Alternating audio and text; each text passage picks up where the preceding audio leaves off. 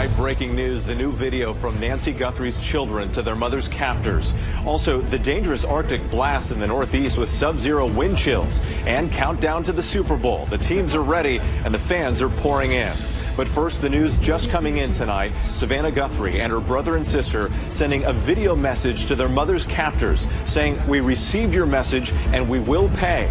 It comes as the investigation is widening. Agents reviewing surveillance video from a local convenience store. Did it catch a glimpse of a vehicle of interest? The dangerous cold across the Northeast, 80 million Americans on alert. Temperatures plunging and the wind picking up. The coldest winter in New York City in more than 2 decades. 3 rescued after falling into an icy pond. Our weather team tracking it all. A judge ordering the Trump administration to restore $16 billion for a major rail tunnel between New York and New Jersey. Why President Trump blocked it and what sources say he demanded to let it go forward. Letting me know. As tonight, the president is also refusing to apologize after posting a racist video on social media. Trump saying he didn't make a mistake. Newly released body camera video, first responders searching for a father and daughter injured after their small plane went down in a remote wooded area. Remembering Brad Arnold, founding member and lead singer of the band Three Doors Down. Arnold losing his battle with cancer at just 47 years old. What, he died? The lead singer of Three Doors Down died? Back in action at the Winter Games, the men's figure skater known as Quad God performing his extraordinary quadruple axel. And all eyes on Lindsey Vonn a week after tearing her ACL, set to go for gold again. And countdown to the Super Bowl. Less than 24 hours until the battle between the Patriots and Seahawks. 75,000 fans are pouring in. Yeah, the Olympics started. This is NBC also that is airing the Olympics. So they just have to tell you all about it, like, consistently.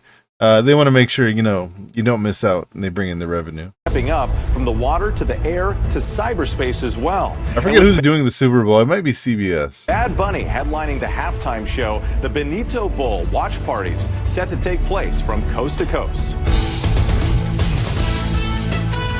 From ABC News, this is ABC World News Tonight. Reporting tonight from Santa Clara, California. Good evening. I'm Whit Johnson here outside Levi's Stadium as we count down to Super Bowl 60. We'll have much more on the preparations for the big game, plus the devastating deep freeze across the Northeast. But we begin tonight with new clues in the abduction case of... I'm here doing my yogas because I've been feeling ugly all day. Yeah. I meant to go for a walk several times that I didn't.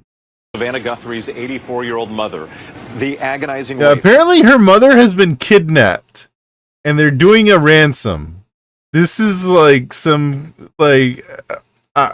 don't know what to make of it. For the Today Show host and her 2 siblings, they posted a new video on social media today begging for their mother's return. FBI agents going door to door in Guthrie's Arizona neighborhood, towing a car from the property. And the convenience store chain Circle K says it shared surveillance video with investigators. Yeah, I don't know what's going on here. Oh, that's probably this guy. Okay. I got too many things going on. I got you. Investigators involving a possible vehicle of interest. This as one alleged ransom deadline has already passed and another is fast approaching. ABC's chief investigative correspondent Aaron Katursky leads us off tonight from Tucson. 1 week since her elderly mother was last seen in her Tucson home, Savannah Guthrie and her siblings say they are now willing to pay a ransom. In an Instagram post titled, "Bring Her Home," Savannah pleading with her mom's captors to let her go. We received your message, and we understand. We beg you now to return our mother to us so that we can celebrate with her. This is the only way we will have peace. This is very valuable to us, and we will pay.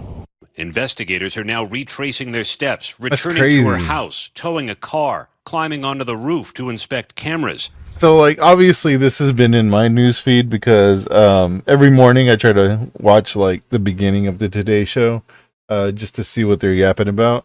And this is, has been their lead story this entire time.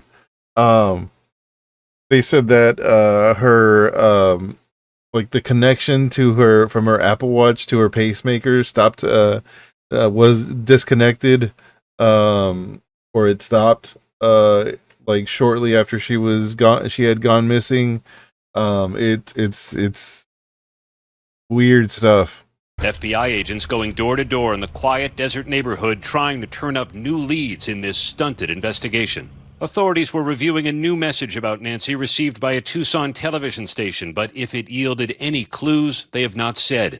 But so far, no contact, no suspects, no video, no proof Nancy Guthrie, who is 84 and relies on daily medication and a pacemaker, is alive, despite Savannah's solemn pledge. Everyone is looking for you, Mommy. Everywhere. It's like random for sure. I mean, it's definitely targeted. I think they knew who she was. They kidnapped her, and they were probably hoping to get some money. Today we're going to talk about, or tonight we're going to talk about conspiracy theories and how they're not as far fetched as we were led to believe, I guess. But this seems like, conspiracy theory territory. And I did see somebody post a conspiracy theory. Let me see if I can find it real quick. I think I bookmarked it somewhere. Hold on, let me play it. We will not rest. Your children will not rest until we are together again. Police have focused on a 45-minute window early Sunday from the time a doorbell camera at the house disconnected to the time Nancy Guthrie's pacemaker disconnected from her phone. Yeah. There are not a lot of lights on here in Nancy Guthrie's neighborhood. That's on purpose to accommodate the observatories in the mountain ranges. Remember, police believe Nancy Guthrie was taken in the wee hours of Sunday morning between the darkness and the dense desert vegetation. Police have said they don't hold out a lot of hope that home security cameras would catch anything useful. If she was taken by car, license plate readers could help, but no word whether they have. Tonight, this map shows the home and the relationship to thoroughfares any abductor might use to get away. One tip about a vehicle of interest led investigators to a Tucson Circle K convenience store. Circle K telling ABC News local law enforcement visited one of its stores to review that video as part of their ongoing investigation. And tonight, that investigation is expanding to neighboring cities. Billboards are going up in Phoenix, El Paso, and Los Angeles. That agonizing new Instagram post from Savannah Tonight Wit mentions a communication that the family says it received, and a law enforcement official told ABC News here it is the same message the FBI and the Pima County Sheriff's Department had been studying. Savannah Guthrie and her siblings say they're willing to pay just to get their mom back. Wit. Aaron, and we're hold on. All thinking about the Guthrie family during this difficult time. Here's the conspiracy theory to drive our little brains here. This is something that somebody put together. I don't know who did this. I can't.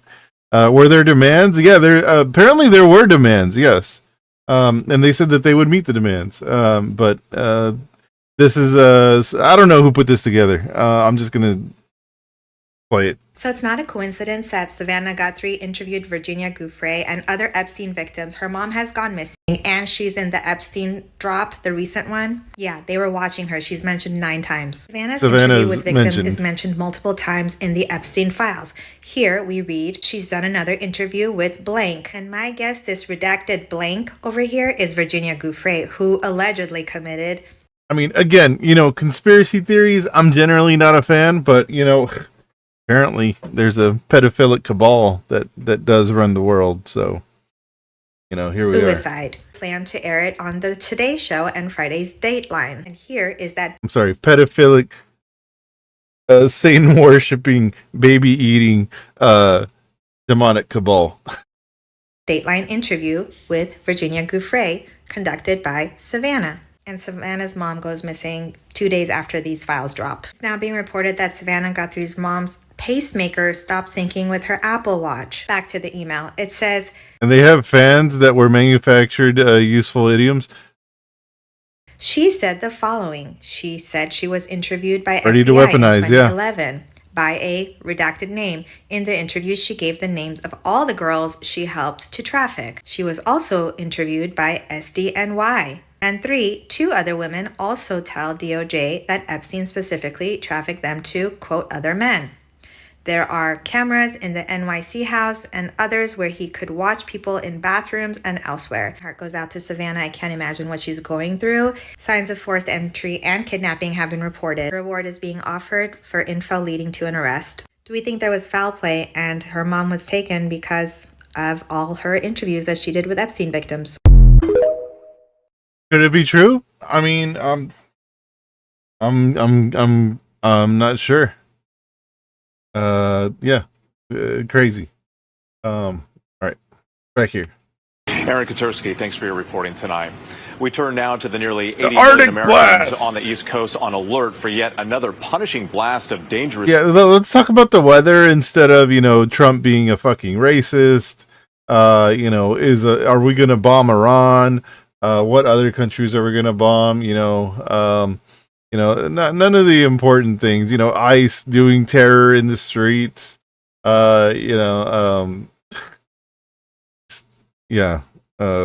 Whatever, man. The weather.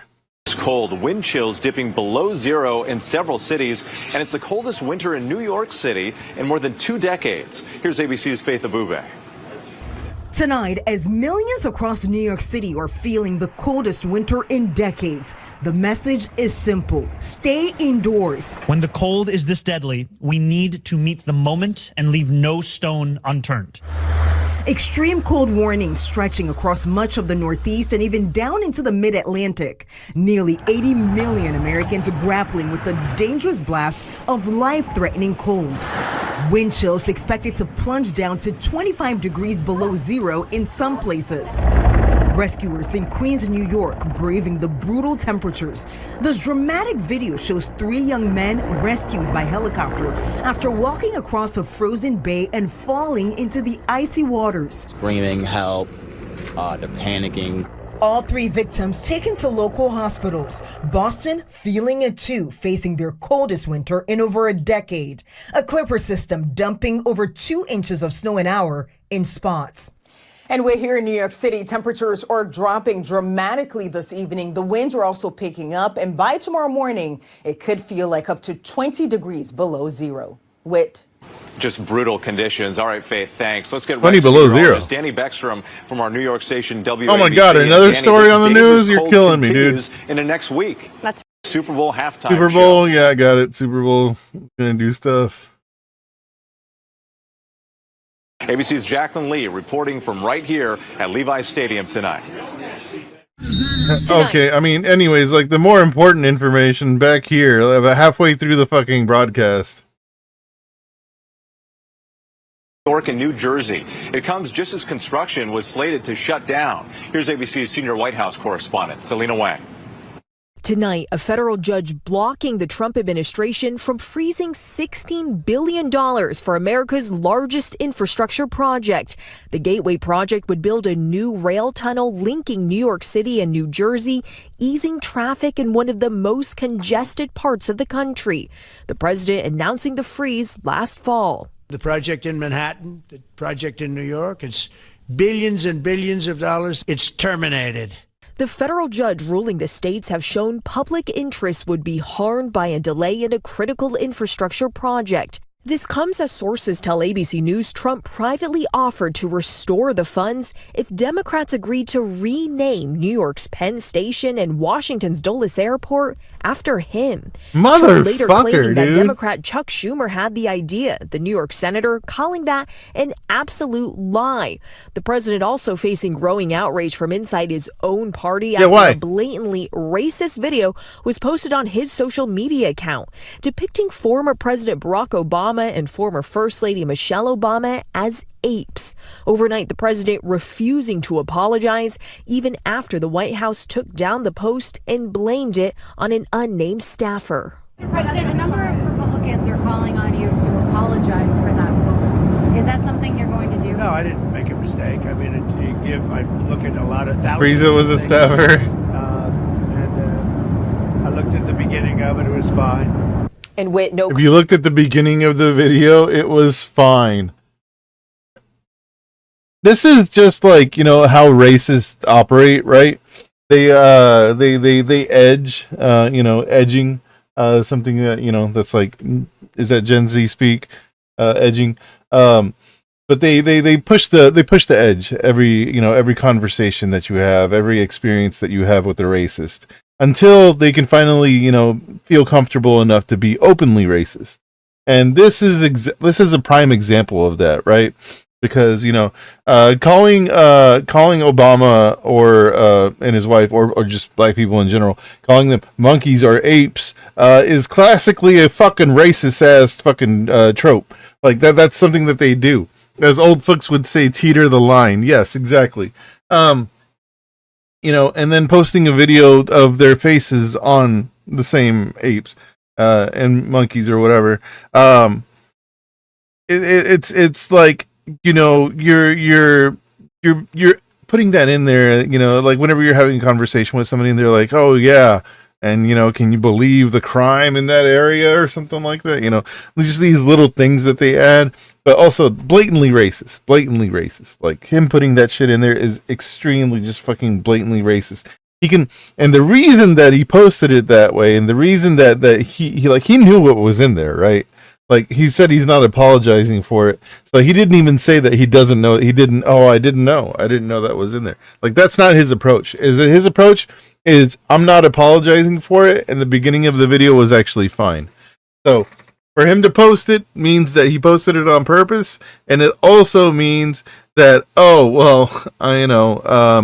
it's not that I didn't know, but that would be the excuse if he wasn't such a fucking dumbass and a purposely racist motherfucker.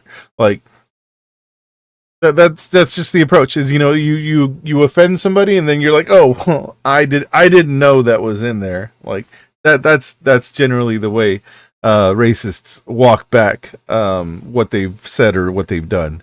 If they're not blatantly proud or can't be as proud as they would if they were just surrounded by other racists where they all say the same.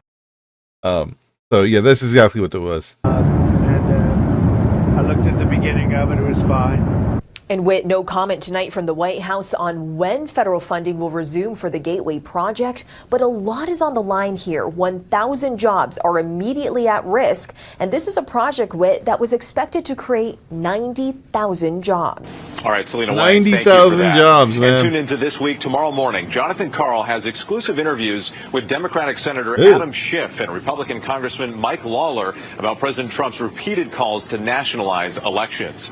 Overseas now to the U.S. giving Ukraine and Russia a June deadline to end the nearly 4-year June deadline? What the fuck? Zelensky said that 55,000 soldiers are already dead, According to confirmed. Ukraine's President Zelensky. Let's get right to ABC's Marcus Moore. And Marcus, what else can you tell us about this timeline? Well, what President Zelensky said Friday, the U.S. is pushing both sides to end the war in Ukraine by June, and that comes as Russia continues targeting Ukraine's energy grid this winter. Ukraine's Air Force says the latest attack involved more than 400 drones and missiles from the air and the sea, and hundreds of thousands are impacted by blackouts, many without heat and some without water. Ukraine is agreeing to continue talks next week in Miami. No word yet if Russia will take part, but nearly 4 years after Russia invaded Ukraine, there have been several rounds of talks, but no progress on the major issues at the core of this conflict. Marcus Moore, our thanks to you tonight. Turning to the Winter Olympics now underway in Milan Cortina after a lavish opening ceremony. The U.S. women's hockey team defeated Finland, and the American figure skater known as the Quad God skates for the first time. ABC's Maggie Rulli is there with all the highlights. Tonight, I don't care. Running. Well, he driver picked dead inside his van near Salt Lake City. Police say they died of carbon monoxide poisoning, saying the driver picked them up at a group home, then left them in the van with the motor running while he stopped at his apartment for lunch. The driver now facing manslaughter charges. Yo, what? Next night, a driver under arrest after authorities say 3 disabled men were found dead inside his van near Salt Lake City. Police say they died of carbon monoxide poisoning, saying the driver What the hell? picked them up at a group home, then left them in the van with the motor running while he stopped at his apartment for lunch. I thought leaving a car on with the engine running is okay, is it not? Like, I guess they must have had like a leak, an exhaust leak or something, right? lunch. The driver now facing manslaughter charges. That's crazy, man. Newly released body camera video showing the desperate search and rescue for a father and daughter in the wreckage of their plane. First responders searching the dense brush of Okeechobee County, Florida. The father and his 11-year-old daughter, both injured but able to call for help, staying on the line with a 911 dispatcher until they were found. Both father and daughter are expected to be okay. When we come back tonight, remembering Brad Arnold, the lead singer of the band Three Doors Down, and the band's breakout hit, Kryptonite. And they play like in a lot of like, you know, like military bro. Like they turned into like military bro rock, right?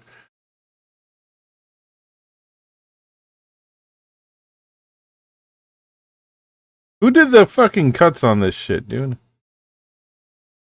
And the band's breakout hit, Kryptonite. To the Index now, rapper and producer Lil Jon sharing the sad news that his son has died. The body of 27-year-old Nathan Smith was found in a pond near their home in Milton, Georgia. He'd been missing since Tuesday. Lil Jon, whose real name is Jonathan Smith, said he and Nathan's mother are devastated and heartbroken, calling his son the kindest human being That's horrible, he would ever man. meet. A passing to note tonight, Brad Arnold, founding member and lead singer of the band Three Doors Down, has passed away at 47. Arnold wrote Kryptonite, one of the band's biggest hits, when he was just 15. He was diagnosed with stage 4 kidney cancer in May. Wow. A representative for Arnold said that he died peacefully in his sleep, surrounded by his wife and family. When we come back tonight, the Super Bowl fans, they've been here, every one of them, and tomorrow's must big be game. nice. The Puppy Bowl as well. We'll talk about that. Finally, Did you see the Onion was like Kristi Noem's gonna host the alternative Puppy Bowl? What the fuck? Yeah, that was the transition of a story. That's fucking crazy, man. Yeah. Anyways, PBS NewsHour. What did they have? Tell lies. Oh yeah. He is Speaking of not- the video, here's News Wrap doesn't hold back. Let me go back. Go back a little bit here. Sponsored by TBUSA. Good evening, I'm Amna Navaz. And I'm Jeff Bennett. On the NewsHour tonight, the U.S. holds indirect nuclear talks with Iran amid escalating threats and a buildup of U.S. forces in the region. U.S. Ambassador to Israel Mike Huckabee discusses the next phase in the Gaza They fucking had ceasefire Mike and Huckabee his on? hopes Oh for my God. Iran's future.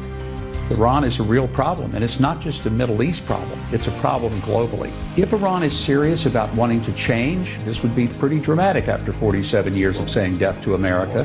Let's hope they can. And people affected by the Trump administration's suspension of immigrant visas for citizens from 75 countries speak out about the impact on their lives.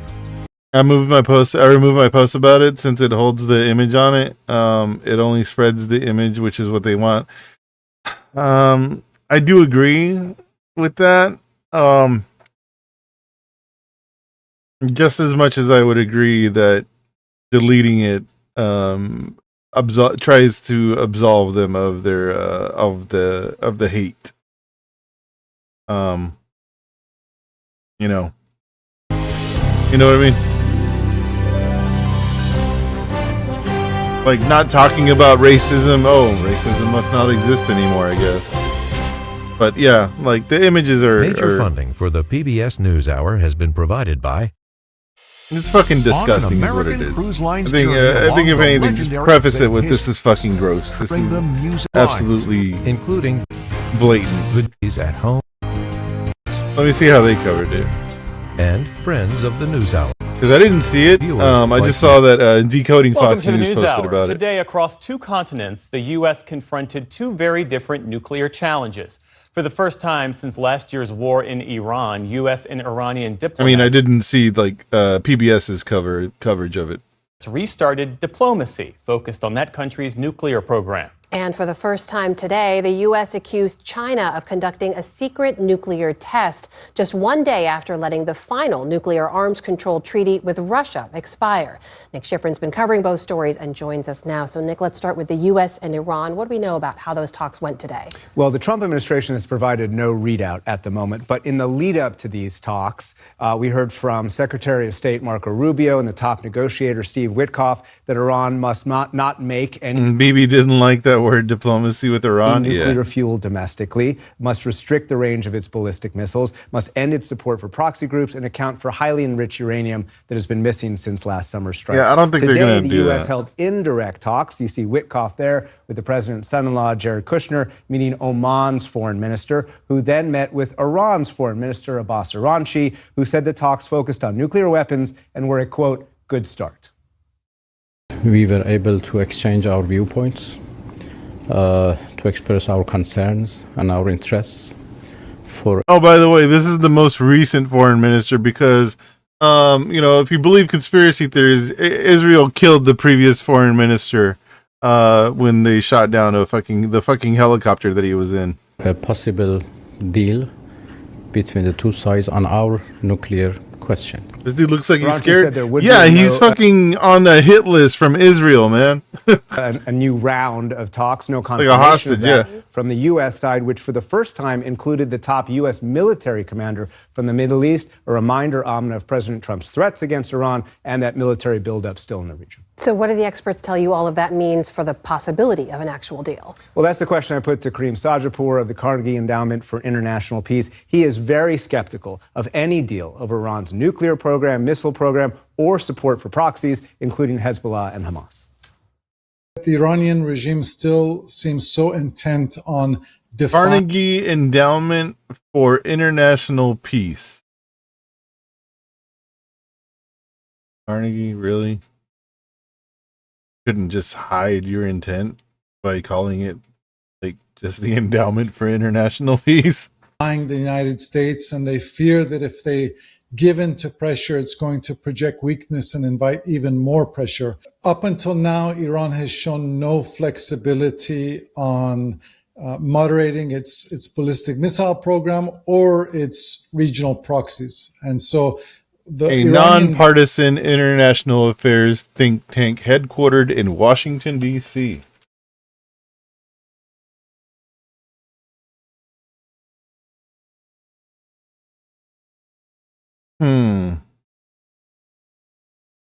Goal is to limit this conversation only to nuclear, and even then to drag on the conversation. Drag on the conversation, Amna, so it doesn't get bombed by the United States. A U.S. official, though, confirms to me that Iran is trying to reconstitute its ballistic missile program. Look at the before right there, and now look at the after of a missile production facility. Listen to distinguished scholar at Middlebury College, Jeffrey Lewis. He's studied these kinds of images for years. We can see those facilities in satellite images. And so Israel attempted to destroy many of those buildings, but now they're back. It seems Who's this guy again? Jeffrey Lewis. Jeffrey Lewis. American singer? No. Middlebury? Yeah.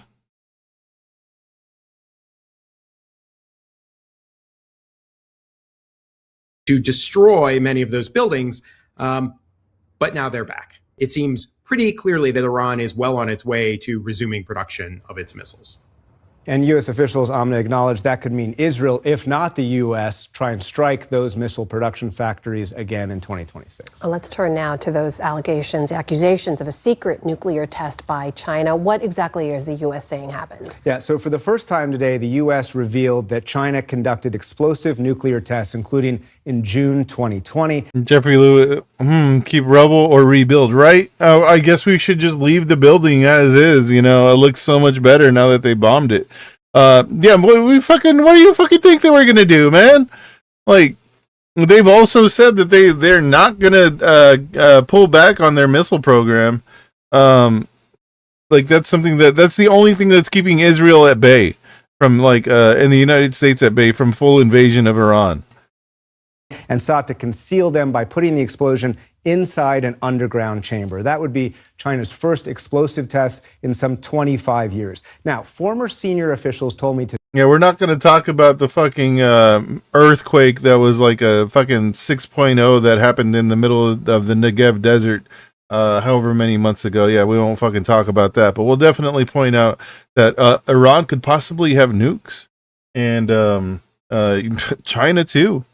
today China's that they have testing known their about nukes. that test for years. So what's interesting, perhaps mostly today, is the timing. The fact that China conducted that test has not been declassified. The guy that they just had on is like anti-China, anti-North Korea. So just your usual lib, I guess. Until today, which happens to be the day after the U.S. let New START, the final nuclear arms control treaty, expired. The Trump administration and some experts have long argued that New START wasn't adequate because it didn't address China's growing arsenal. And so today, it seems to be an attempt to try and pressure China into some kind of three-way talks with the United States. Honestly, and Russia I don't think it about matters how many fucking nukes you have. One nuke is enough. When they fired off the initial nuclear bomb, they thought it was going to destroy the atmosphere. They thought we were going to die. They thought all of us were going to die. Like, what nukes can do now compared to the ones that we dropped on Japan is like fucking exponential, man. It is huge. Control Huge overall. difference. But honestly, Beijing has always So resisted. like this talk about them having more nukes and building more nukes and this, like all this other stuff, just, you know, a few of the family atomics is enough. That's it. That's all you need to destroy the fucking planet. Any kind of limits on its nuclear program while it's growing its arsenal, says Jeffrey Lewis. China has largely resisted entering any kind of formal talks, partly because their number is lower than the U.S. and they're in the process of catching up. But I think at a deeper and more profound level, it's because You don't need all to of the fucking things launch 1,000 nukes. You would destroy the entire planet. we want: predictability, transparency. Like 10 is enough, probably. These are things that China thinks are bad for it because China is worried We have that thousand. if we find People them like to be 1,000 predictable plus. and transparent, that we will be more comfortable pushing them around in a regional security crisis because we will know where their red lines are. Which means no trilateral talks with China anytime soon. And tonight, I spoke to former Biden senior officials and also Republican senior arms what control are they doing? officials. And both argued to me that the U.S. should deploy more nuclear warheads. And now that New START has expired, they can do exactly that. Nick Schifrin starting our coverage tonight. You mean the Democrats and the Republicans both agree that we should fucking nuke the planet? No, stop challenging U.S. hegemony. Yeah, like, no, there's no way both the Republicans and Democrats agree on the same position of blowing up the entire fucking planet. That's crazy. Nick, thank you. Thank you.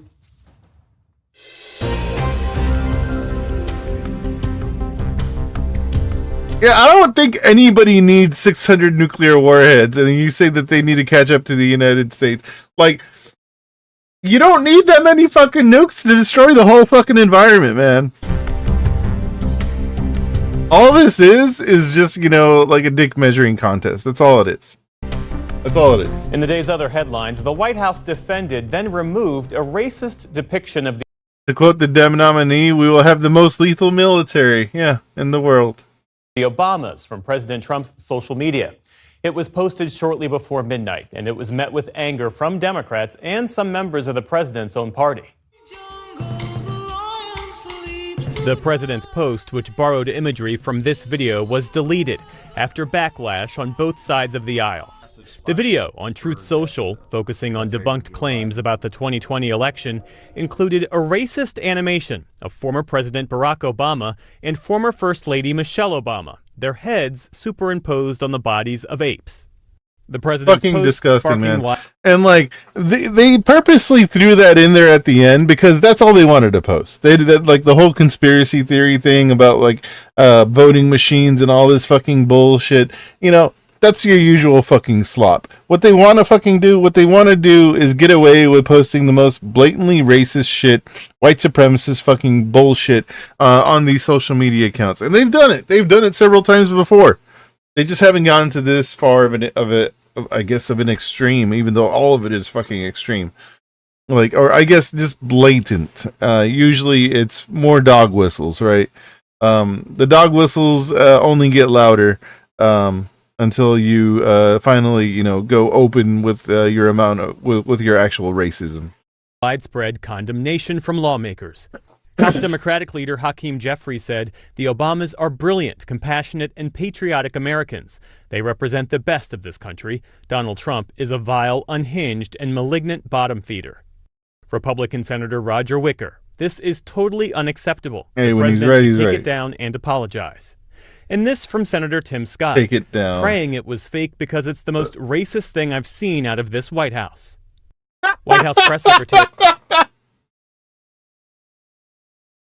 Oh, man. No way Tim Scott didn't see this coming. Caroline Leavitt initially defended the actions of her boss. This is from an internet meme video depicting President Trump as the king of the jungle and Democrats as characters from The Lion King. Please stop the fake outrage and report. Yeah, I don't think those characters were in The Lion King, bro. Like, I don't remember those two characters in The Lion King at all. Like, that wasn't even what's his name? The medicine man guy. Yeah. Report on something today that actually matters to the American public. It should be noted there are no ape characters in The Lion King. Yeah, thank you. A few hours after Leavitt's defense, the post was deleted. A White House official, speaking on the condition of anonymity, said a staffer erroneously posted the video. Erroneously. So they just wanted to push fucking conspiracy theory voting machine bullshit. Got it. Years of attacks on former President Obama. The racism was just, somehow made its way in. It centered on conspiracy theories and racist rhetoric. I am a registered Republican. One three-time Trump voter today called into C-SPAN to say the post was a breaking point. What an embarrassment to our country. All this man does is tell lies. He is not worthy of the presidency. Yeah. And I just want to apologize to everybody in the country for supporting this rotten. And this is the people that you're going to lose by being this openly racist and white supremacist, is the people that still believe in the United States, that still believe that it actually stands for something, that still believe, oh yeah, if we just had, I guess he wants to get rid of the Mexicans, so I guess if we had just a few less Mexicans, maybe, housing would be more affordable, like they keep telling me. But yeah, 3 times. But I mean, no doubt he's going to vote for him again. But yeah, I mean, these are the people that they need to lose. These are the people that have been told their entire lives that Trump's a racist, right? And they're like, oh well, you can't prove that. Like, there's nothing, but he knows the economy. He's a good businessman. Like, he knows how things work. He's smarter than me. How could I ever? No, he's a fucking idiot. He's a dumbass, and he's a fucking racist. Just born with a fucking silver spoon in his mouth. That's it. Yeah, but yeah, once that mask comes off and they see that he's just a fucking racist and he's a fucking idiot too, on top of that, they get disillusioned. But I've talked about that before, where people can only be disillusioned so hard, because the way that our brains are trained here in the United States is to grasp on to what little reality we have, and hold on as tight as possible. And the reason for that is because that's what makes you comfortable, and that's what keeps you comfortable, right, in life. Because to live your life every single day with the idea that the entire place is run by these pedophilic, demon fucking worshipping whatever fucking crazy ass people, right? Is to start losing touch with your reality and what you believe, because you want to grasp onto what still makes sense in your brain. Trump was born to see civil rights get fought for and enacted. Yeah. And I think that's something that he's been fighting to repeal this entire time, right? But people want to hang on to something. They want to hang on to that last straw of reality that they can grasp onto and say that, oh, well, this is the way things are supposed to be, right? Because if you don't, then you lose your mind. And I think we all feel this way once, for the people that are woke or whatever, however you want to classify people that have the idea the smallest of idiom, that this place sucks. It sucks for a lot of people. Poverty is a weapon that is used by the United States internally and externally throughout the world. Poverty, death, and destruction. Those are weapons that are used by the United States. The threats of poverty are used. I mean, just for example, his whole tariffs thing is that him trying to push poverty onto countries that technically like wouldn't deserve it or whatever. But that's his idea. But also at the same time, it punishes people here in the United States. So to come to the realization that this place sucks and this guy is at the head of it, and that's one of the reasons that this place sucks. It's world breaking, and you want to, a lot of people will grasp on harder, much harder to the idea that no, he's got to be doing it for a reason. He's got to be doing it to make things right. If we just get through these tough times, then everything will be fine. On the lights at the end of the tunnel kind of thing. But it's not. It won't be. It won't be. Not with this. Man. Also today, the U.S. has arrested a man, Zubair al-Bakush, who is suspected of playing a key role in the 2012 consulate attack in Benghazi, Libya that killed... Oh, yeah. We also killed Gaddafi's somebody killed Gaddafi's son. Him and the founding fathers are not different from how they saw children as grown adults. Yes.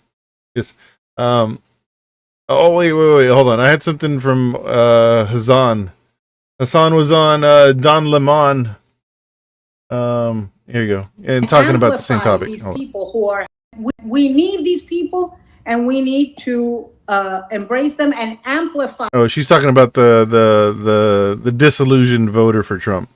These people who are having second thoughts and who are regretting their vote. There's a lot here where I live. Can I say something? I know I've said a lot. The thing I was going to say is this. There is this calculation that takes place every election cycle in the midterms, only in the Democratic Party, by the way. This never happens in the Republicans, what I'm about to say, which is, how do we get these racists on board? Oh, we have to become...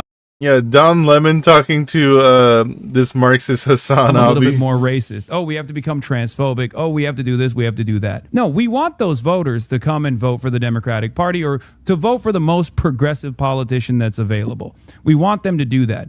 But we don't want them to do that by conceding on these ridiculous lines. True. We want them to do that because we're offering something to every American unconditionally. Medicare for all is... I would say he had me in the first half with that statement that we want racist voters, but we don't want racist voters. Nobody wants racist voters. Now, he's saying this like on the behalf of like the only viable party, right, in the United States. But, to a lot of people, both Democrats and Republican parties suck. But I see what he's saying is like, you don't want people to vote for you because you're racist. Also, they want people to vote for you because you actually solve problems that people have. Obviously, a great example of this, because at the end of the day, racists need healthcare too. Yeah. Racists need a roof over their heads too. And if they have that roof over their heads, and if they have that healthcare, maybe it's going to be a little bit more difficult for them to act out on their racist desires. So my argument always... No, I agree with that statement because, like, if people were provided for a lot more, like, for example, like health insurance, like if everybody had universal health care, instead of the person that's currently saying we don't have universal health care because all these Somalians are in here stealing all the money from everybody, and all the Mexicans are just having babies left and right, and they're the ones that are running up the hospital bills, and just like blaming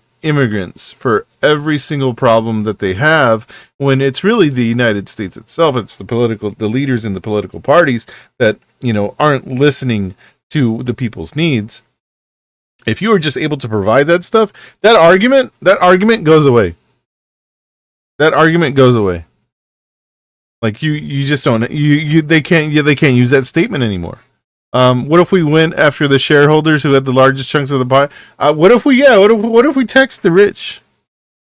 Is instead of saying minorities, yeah. Instead of trying to bargain with them, and instead of trying to concede on these culture war narratives, offer them something to vote for the first time ever, instead of taking a defensive position and allowing the Republicans to dominate the conversation. Tax them, eliminate them. I agree. Like, if you have $100 billion and you get taxed, like, I don't know, let's just say outlandishly, like we took 50% of that, you would still have $500 million, half of $100 billion. That's fucking crazy. That amount of money is like just unimaginable, like in your hands. All right. But yeah, I mean, like, yeah, make it illegal to be that rich. It used to be like, what, 90% tax on, like, if you made over like $1 million or something like that. And that was the United States. Americans, that was here, including an ambassador. Al-Bakush will now face American justice on American soil. I hate this. We will prosecute this alleged terrorist. What a clown to the show! fullest extent. You have fucking podcaster, fucking Cash Patel behind you, and drunk Janine Pirro like over here. Taking a break from Fox News. Of the law. U.S. Attorney General Pam Bondi, alongside FBI Director Kash Patel and U.S. Attorney Janine Pirro, told reporters Al-Bakush was extradited to the U.S. and was indicted on 8 counts, including murder, arson, and terrorism-related charges. Another man, Ahmed Abu Khattala, who is suspected of masterminding the 2012 attack, was captured in 2014 and convicted. In Pakistan's capital city, officials say a suicide bomber targeted Shiite worshippers in a mosque during Friday prayers. It still blows my mind that fucking PBS NewsHour talks about actual what's going on in the world, and like fucking ABC World News Tonight just tells me about the weather consistently. The weather within the United States, by the way, just consistently, just like fucking lying by omission, man. The blast in a densely populated We're literally the world police, yes. area on the outskirts of Islamabad killed at least 31 people and wounded over 160 others. The bombing was the second major attack in the capital in recent months. The Islamic State claimed responsibility for today's suicide blast and have targeted Shiite Muslims, a minority in the country, in previous attacks. The FBI and Arizona law enforcement say they are aware of and looking into the authenticity of a new message concerning Nancy Guthrie, the 84-year-old mother of Today Show host Savannah Guthrie. The search for Guthrie entered its 5th day today. Whoever is out there holding our mother, we want to hear from you.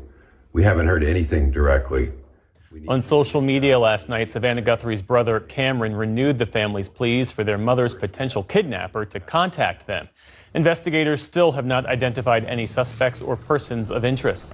The FBI had said an alleged ransom note had demanded money by an initial deadline of yesterday evening. The note has a second deadline of Monday. On Wall Street today, stocks surged in a massive end-of-week rally. The Dow Jones Industrial Average shot up 1,200 points to top 50,000 for the first time ever. Chip companies helped drive the surge, sending the NASDAQ up by 2%, and the S&P also rallied 2% for its best day since May. And Hall of Fame quarterback Sonny Jurgensen has died. Over an 18-year NFL career with the Philadelphia Eagles and the Washington Commanders, Never heard of him. by a different name, the prolific passer piled up franchise records with both teams. His career-defining legacy in Washington made him a celebrity in the nation's capital. I don't know who this guy is. Career, he became a broadcast analyst for another 38 years. Jurgensen was inducted into the Pro Football Hall of Fame. At least back Bitcoin in is dropping, yeah. He died of natural causes in Florida after a brief stay. They said it's dropping to the point where like having a Bitcoin mining facility like costs you billions of dollars or millions of dollars. Aimed at lowering prescription drug prices. Kathleen Parker and Kimberly Atkins Store weigh in on the week's political headlines. And sports. Oh yeah, that's directly affected me. Weird. You know, people that say, "Oh, I don't do politics." Politics definitely does you, because these changes on drug prices and like the restrictions that they've implemented now. Yeah, I get fucked. I get fucked on that.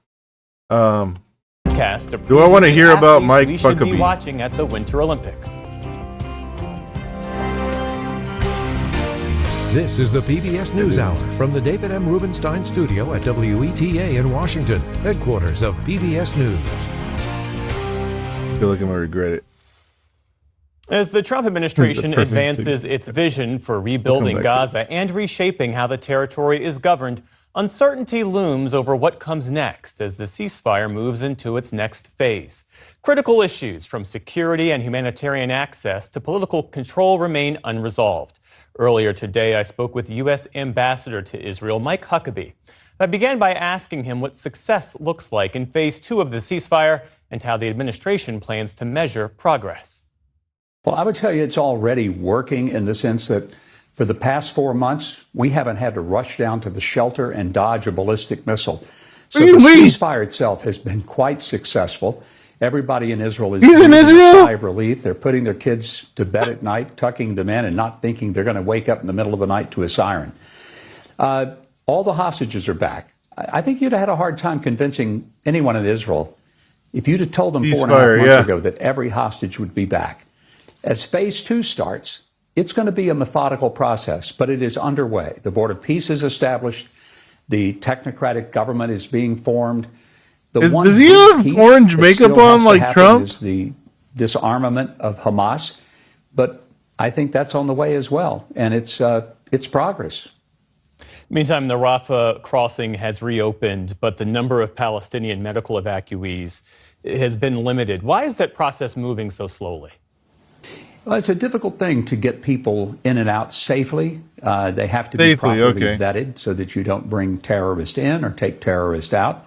What? It's legitimately you don't want the terrorists out? It's done. But we're talking about people who are vastly displaced, people who are his makeup artist wanted to mimic the ass. I thought it was just from him kissing Trump's ass that he got that fucking makeup on. Before it should have been extended. People are still adjusting to the fact that Gaza is basically a rubble. Once again, Hamas could have ended this long before the destruction, but they didn't. They wanted to hold hostages and torture them and starve them and make it difficult for them. Yeah, Hamas is the one dropping bombs on them, which is what they tried to say at the beginning of this, at the beginning of the destruction of Gaza. And I'm hoping that when they disarm and we get rid of them, things will start progressing much more rapidly. You mentioned the president's newly... he says progressing, he means like, removing all of the Palestinians from Gaza. Announced Board of Peace earlier. There are critics who say that it effectively sidelines multilateral organizations. What problem is the Board of Peace meant to solve? Hamas starved them from food. Bibi didn't let go into Gaza. Yeah, exactly. I had to forget this batshit motherfucker is an ambassador. He's fucking insane. Yeah, he's like super pro-Israel. Like existing. Obviously, he's living in Israel, which is fucking nuts. Like, do all of the ambassadors always live like in the countries? I thought they just visited. I thought they just like visited every now and then to make sure everything's going okay. Not fucking stayed there. International organizations cannot.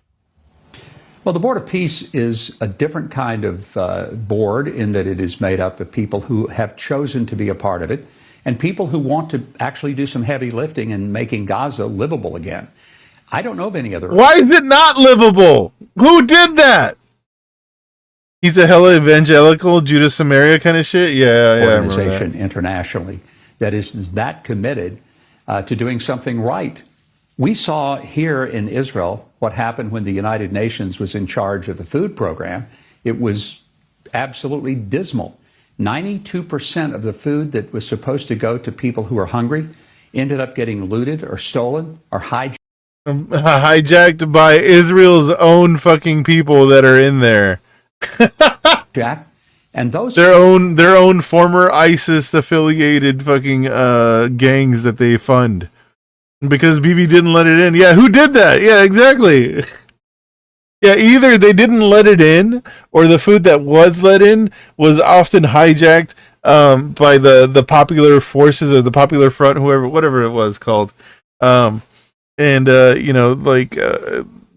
the people that are anti-Hamas that are there that are being funded by the IDF. The UN and work with the IDF directly. Summer. So the Board of Peace is supposed to try to make this much more effective and efficient and put people in charge that actually know how to run something. Is the administration moving away from the UN model altogether? I wouldn't say that. I think we recognize I'm not a big And they want to get rid of UNRWA, right? UNRWA, that's been the entire goal this whole time, right? Say that everything sucks, the food programs suck in Gaza, with withhold aid, restrict it as much as possible. That way you can say this. It's a classic Republican strategy or a classic political strategy, where you fuck up a program so bad that people are like, wow, this program sucks. We should have something else come along. And then they're like, oh yeah, well, here's my friend from a private company. What if we just privatized this industry and we, made it so much better? Classic politician bullshit here. But this at the cost of fucking tens of thousands of people's lives, at the very least. And I'm just saying that from an aid perspective. But yeah, from what Israel's done and dropped bombs on them, apparently it's in the 100,000s. big fan of the UN. It seems to be cumbersome, expensive, and not all that effective, but it has its purpose. But there needs to be a much more lean operation in order to get Gaza on its feet. Lean. And I think that it's not something that you can just say to nations, say to Iran or North Korea. I'm sure you guys will have a really... They invited fucking Putin. Why are you trying to demonize fucking other countries? They invited Putin and the guy from Belarus. Like, fuck you, you fucking dumbass. Noble experiment here, and you'll want to do it the right way. So this is going to be a board of people who not only want to be on it, but who, quite frankly, meet the criteria of wanting to do it right. Also, it cost them $1 billion to be on it permanently. On the matter of Iran, yeah, they paid $1 billion. The Iran talks went in Oman today, and we know that the Prime Minister Netanyahu has said that Iran cannot be trusted. It is. Yeah. Also, this motherfucker is on the board of peace, the same place that he's been bombing for the last fucking 2.5 years now, almost. Like, actually, even before that, they've been bombing Gaza since they got bombs pretty much. But consistently for the last 2.5 years, the guy that's doing the genocide is on the board of peace. Is there a deal that you believe Iran can commit to? That's hard to say, Jeff. It's something I hope happens. And I told the president the other night, I said, look, nobody would like to see a negotiated peace more than I would, because if we have a war, I'm going to be right in the center of it, and I just soon pass from that. So I've been here less than a year as ambassador, been through 4 wars already. But will Iran agree to something? And will they agree to what the president has laid forth, which is you don't have enrichment, you don't have nuclear weaponry, and you're going to have to deal with this incredible array of ballistic missiles that you keep building up because you're threatening the world. How the fuck are they threatening the world, man? The missiles only go so far. They can't reach the United States, you fucking idiot. And through not just Iran, but their proxy organizations, they've created havoc. And then if you add to that the number of people they've murdered in their own streets because they were protesting the lack of food and water, let's be honest, Iran is a real problem. And it's not just a Middle East problem. It's a problem because they were protesting the lack of food and water. Wow. Globally. Well, what is the U.S. prepared to do? You've said that the president will not disappoint the Iranians who put their lives on the line as they protest the Iranian regime. One thing I'm confident about this president, he makes a promise and he keeps it. He told Iran last summer. Yeah, actually, you know what? Oh, I'm going to let him finish on Iran. The easy way or the hard way. They didn't listen. They did it the hard way. And he sent B-2 bombers in through the operation of Midnight Hammer. You'd think they learned something. I often say that in the South, where I grew up, Jeff, we say there's no education in the second kick of a mule. They got a real kick of the mule last summer. I'm wondering, did they get any education from the mule part is right. They may stand behind the mule again. And there probably won't be much education in the second kick of a mule. As we wrap up our conversation here, I wonder, so many Americans, how they currently understand Israel is shaped by its response to Hamas. What do you worry gets lost about Israel, its society, its values, when the country is viewed almost exclusively through this lens of war? I think Americans are all they want to do is just bomb people. That's like fucking like if you watch like Israeli news, like they that's all they ever talk about. You know what? I fucking had a clip of Norm that was saying that. Hold on, where is it? Did I lose it? Oh, I'll go get it. Naive if they don't understand that Israel had hostages being held in tunnels who were being tortured, starved, raped, and beaten. If America had hostages, and it was the sons and daughters of Americans, do you think we would stand by and just say, well, I hope they get let loose someday? We would be scratching and working, and we would be doing everything we possibly could to get those hostages out. Israel gets blamed for a lot of stuff. They didn't start the war. Hamas did on October 7th, and they didn't just murder 1,200 civilians. They butchered them. What I wish Americans would do is to look at this honestly and objectively. I wish they would understand who is at fault. I hate that PBS NewsHour is not doing any pushback on this fucking shit. Zero pushback from PBS NewsHour. Why it went as long as it did, and ask themselves, if this was your son, your daughter, being held in those tunnels, raped and tortured, would you stand by idly, or would you do whatever it took to bring an end to it and get your children home? I wish Americans would just US not think and ask questions. Israel, Mike Huckabee, thank you for your time, sir. We appreciate it. Yeah, anyways, fucking dumbass. Anyway, here's Norm. Somebody that actually studied on Israel. Do you ever hold back? Excuse me? Do you ever hold back? Do you ever self-censor? I would like to ask you, name me another country in the world. 2003, Israel was the cheerleaders for the war in Iraq.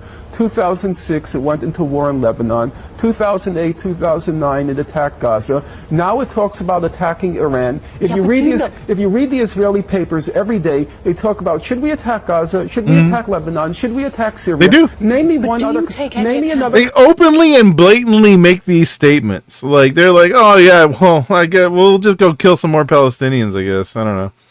Norm, I told the PDF files to go kill themselves. Yeah. Country in the world that falls into that category. Well, that's a lunatic state. Israel would point to a number of its neighbors and say exactly the same thing. No, you show me how many countries has Iran planned to attack? No, let's ask a simple question. How many countries in the last 10 years has Iran attacked? When you look... No, that's a fair question. How many countries... Why can't you answer the fucking question? The history of Israel, do you not have some sympathy or understanding, people would ask, as to why they feel threatened? No! We're not talking about why they feel threatened. We're talking about a country that every 2 or 3 years goes to war. And if you follow the press as I do, every day they talk about, let's attack this country, let's attack that country. That's not normal. Yeah, they had the fucking weatherman when Israel did its latest like new annexation of Syrian territory, where they captured like the mountain where it snows all the time. They had the fucking weatherman was like, I can't wait to go on vacation in the new ski resort that we're gonna have there. That's how the whole society is. That's how it is. Like that shit's fucking atrocious, man. Like that's the type of shit that their fucking weatherman is saying. And when I call the lunatic state, I don't say these things with glee. I'm not happy about that fact. As the American economist and Nobel laureate Paul Krugman put it in the New York Times, he said it's perfectly obvious Israel's headed towards national suicide. It's become a crazy state. And he says it's not good for Jews. It's not good for the world where Israel is headed. And do you ever hold back? I agree. Do you ever? I agree. You can't continue to operate that way. It's going to backfire on you. It's going to backfire on you severely. Thank you, Jeff. In the West Bank, 240 Palestinians, nearly a quarter of whom were children, were killed by Israeli settlers or Israeli forces in 2025. Finally, PBS NewsHour. Thank you, fucking card person, that whoever did this. Like, thank you. Screenshot. I'll take that. I'll take that and fucking post it.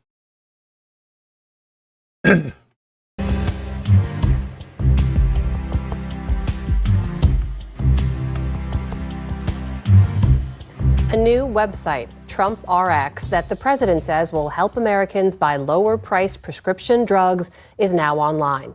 The site lists drugs at reduced rates with coupon codes to be used at participating pharmacies or directly through manufacturers' websites.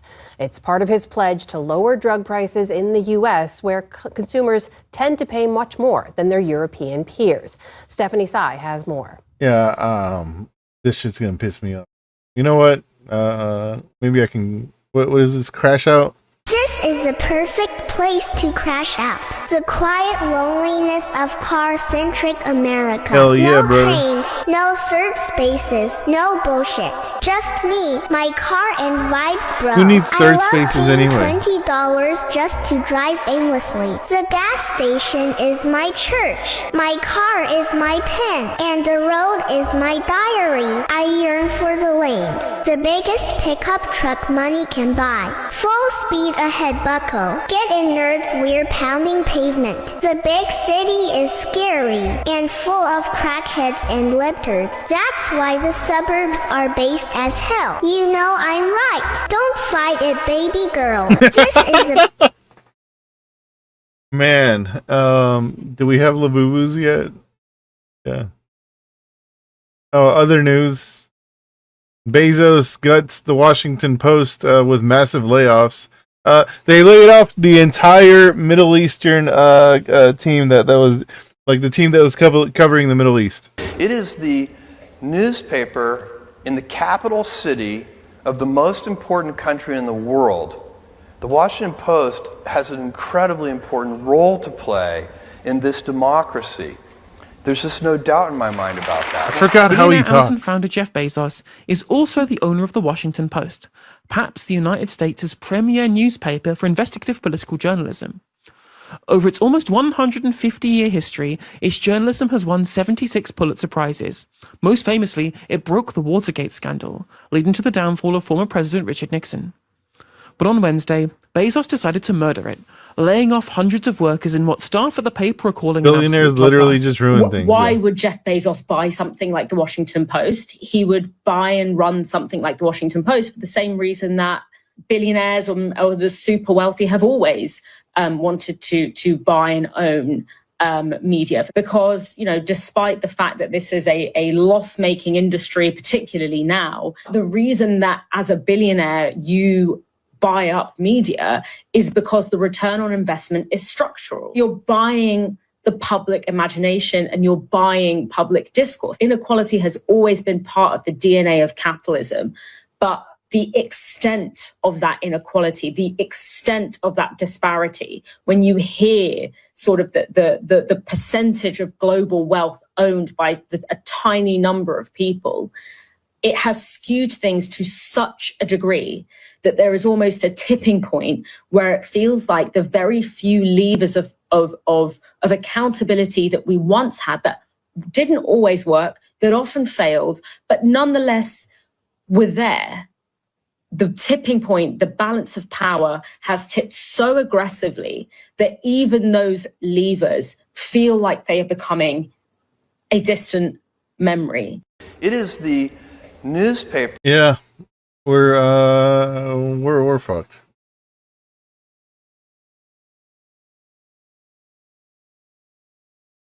Imagine you waking up 2026 during Black History Month and you get online and you see that the President of the United States has posted a video of you and your husband with y'all faces During Black History Month of all times on monkey bodies.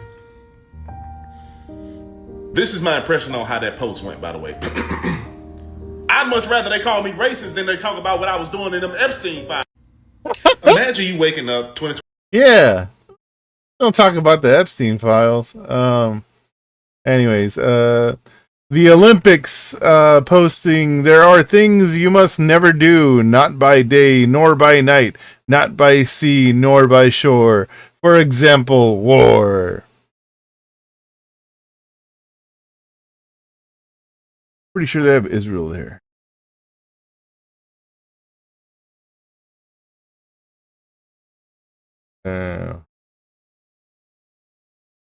Might have these out of order. Oh yeah. Hold on. Speaking of war,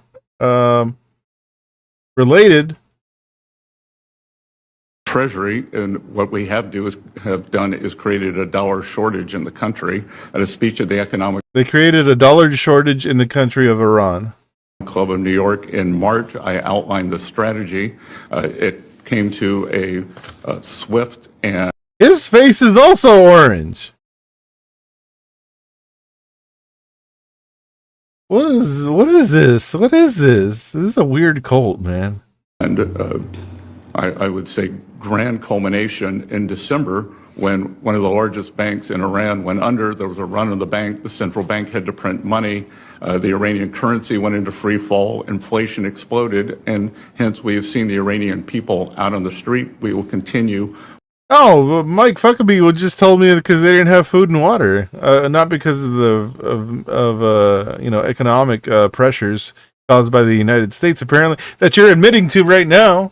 Monitoring all the partners, all the Iranian partners. The good news, Senator, is that we have seen, and we can see it with our fencing, we have seen the Iranian leadership wiring money out of the country like crazy. So the rats are leaving the ship, and that is a good sign that they know the end may be near. What we can do at Treasury and what we have. So we're purposely, doing sanctions on Iran. Scott Besson admits to engineering an economic crisis in Iran to trigger domestic instability. That's what we do. That is what we do. Yes. All right. Where was I? You want to talk about the Super Bowl? Fucking. We are one day away from Super Bowl. Hold on. Wait, Mike Huckabee talked on. Okay, I don't need. Yeah, so Huckabee said he was from the South, right? Which is like Georgia area or something, whatever he's from. Yeah, well, the real reason why rural America is so red. You want to know why most of rural America is red? Number one, it's not. About a third of rural America votes blue. Let's start there. The rest of them, it's because every rural county has 1 to 5 families that own the county. They are the employers. They choose which projects get greenlit. They run the entire economy. There's one down in Bladen County. They own a check cashing service. So there's a lot of poor people in Bladen County. And if you start a bank account, they will kick you out of your rental housing that they own because they want you to use their check cashing service. So imagine the kind of political sway. If you speak a word against these people, you lose your job, you lose your housing, your family loses their job, your family loses their housing. You can't start a business without their permission. And they're all big money hereditary families, so they're conservative because they don't want to pay taxes. That's why rural America. Big money hereditary families? How did that happen? In the South? In the in my rural America? No way. You telling me there's people that inherited money from some mysterious place over the time? A business without their permission. And they're all big money hereditary families, so they're conservative because they don't want to pay taxes. That's why rural America is red. And they never have to spend a dime to get people to vote their way. You want to know why? Yeah, and they never have to spend a dime to get people to vote their way because they just blame poors. They blame everybody else for the problems that they cause. Yeah, absolutely. Oh, I got Parenti. That. All right, hold on. Okay, let's go through the Super Bowl real quick. Super Bowl Sunday, it is almost a national Super holiday Bowl's tomorrow. in America. And for everybody watching from home on TV, those great aerial shots of the field make the big game even more fun to watch. But it's also drones that have complicated security for the big game. And Super Bowl happening in nice California, where nobody has any freedoms. On the eve of Super Bowl Sunday, it's drones that are on the mind of retired Colonel Bill Edwards. We saw a C4 attached to it. Trying to fly drones over the World Series. Do you expect that to happen at the Super Bowl? I think we have to expect it. We have to expect it at every major event that's happening in the country. Edwards runs the counter drone training program at ENSCO, a DC-based technology company.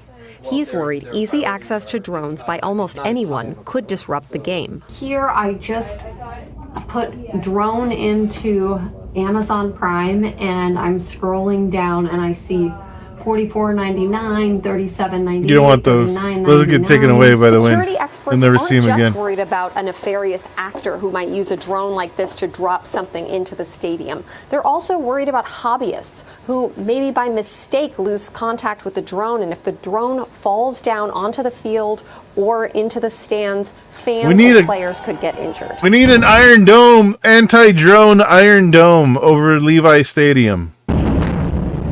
What's more, technological advancements to drones made overseas during the Russia-Ukraine war and conflicts in the Middle East could affect big events here at home. It's promulgating the technology's capability 20 years into the future, now. The threat level has increased. Exactly right. The threat I was just being silly, but okay. level has increased 100-fold. Like fiber optic drones that don't emit signals and are nearly impossible to detect on a radar. Does this keep you up at night, the fiber optic drones? It does. It's one of those technologies, again, the evolution that has taken place is unbelievable. But over The drone cornet, yeah. at Levi's Stadium in Santa Clara, police are ready for the big game, says Chief Corey Morgan. We have different layers of responses and mitigation efforts, everything from ground intercept teams to contact the pilot on the ground, to redirecting it, landing it, or even shooting it down. Somebody's trying to get that amazing shot, and they fly that drone over the Super Bowl. What happens? Yeah, so flying during a temporary flight restriction is a federal offense. So penalties could range from administrative and seizure of your drone to criminal or civil penalties and fines. So I'd recommend not flying. They would just The fucking Federal drone Aviation strike your ass. Administration has put a ban on all personal drones at the Super Bowl, and anyone who violates the rule could face a fine of up to $75,000, guys. Well, that's steep, and as it should be. And Yeah, so don't think about it. All right? Don't even think about it. Robert Kraft, convicted sex pest. Robert Kraft. Wait, was he convicted? I don't remember.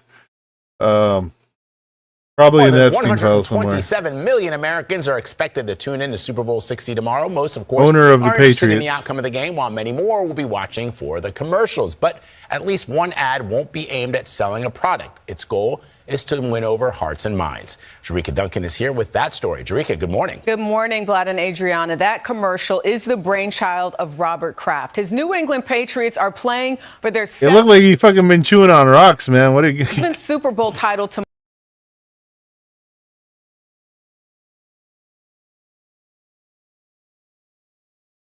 Oh, I recently sat down with Kraft at the Gillette Stadium, not to talk about his life or football, but an initiative that he hopes will have a positive and lasting impact. New England Patriots owner Robert Kraft is used to winning, but over the last Just get couple the of veneers, years, man. Just get the veneers. says he has felt a personal loss that extends well beyond football. I think what happened when the war in Gaza started, things were really getting better. Ever since that war has gone on, what's happening there has increased the hatred. He calls it a setback. What? From the progress made in 2023, when Kraft started a campaign encouraging people to wear this small blue square with a hashtag.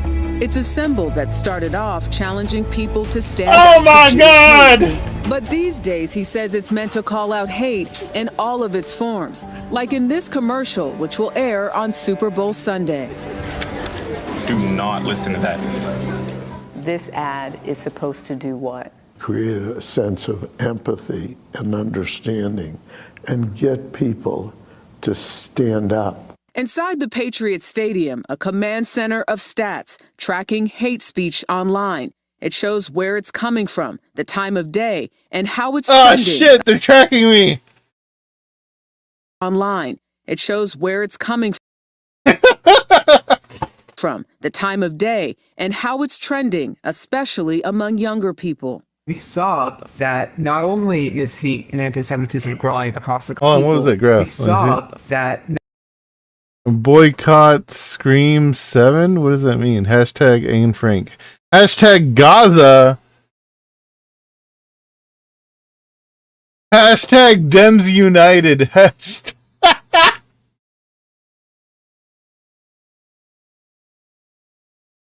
Zionism, top categories, college campuses, hate incidents, hate speech, Jewish tropes.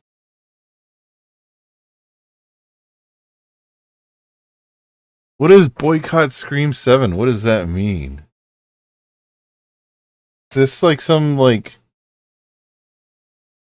Scream 7? Why you should boycott Scream 7? The right way to boycott Scream 7. Will people really boycott Scream 7? If those who want to boycott Scream 7 really wanted to send a pro-Gaza and anti-Zionist message, they would have boycotted all major brands. Yeah, they already are doing that. People are already doing that. Yeah, BDS is calling for the boycott of Scream 7. I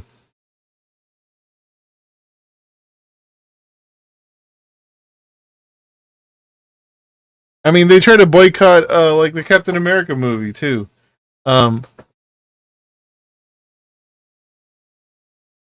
Like, is there a main reason for that other than BDS?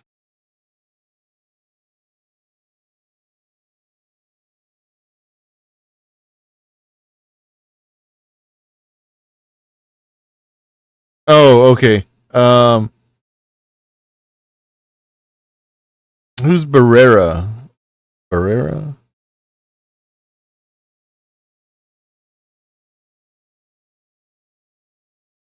Okay, so Barrera was axed from the sequel in November 2023 when she shared posts on Instagram accusing the Israeli government of genocide and ethnic cleansing in Gaza, and that Gaza is being treated like a concentration camp after Israel cut off water and electricity to the region. Have they not? Are you telling me they didn't do that? That's crazy. Yeah, despite leading human rights groups and multiple independent UN-appointed experts and investigative bodies ruling that Israel is committing a genocide in Gaza, Barrera was one of Hollywood's celebrities to speak out about the issue and was fired as a result.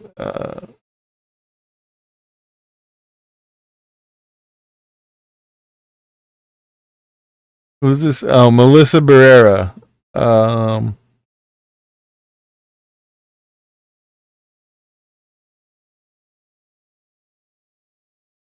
Oh, her and Jenna Ortega left. Not only is this is wild. This is that's wow.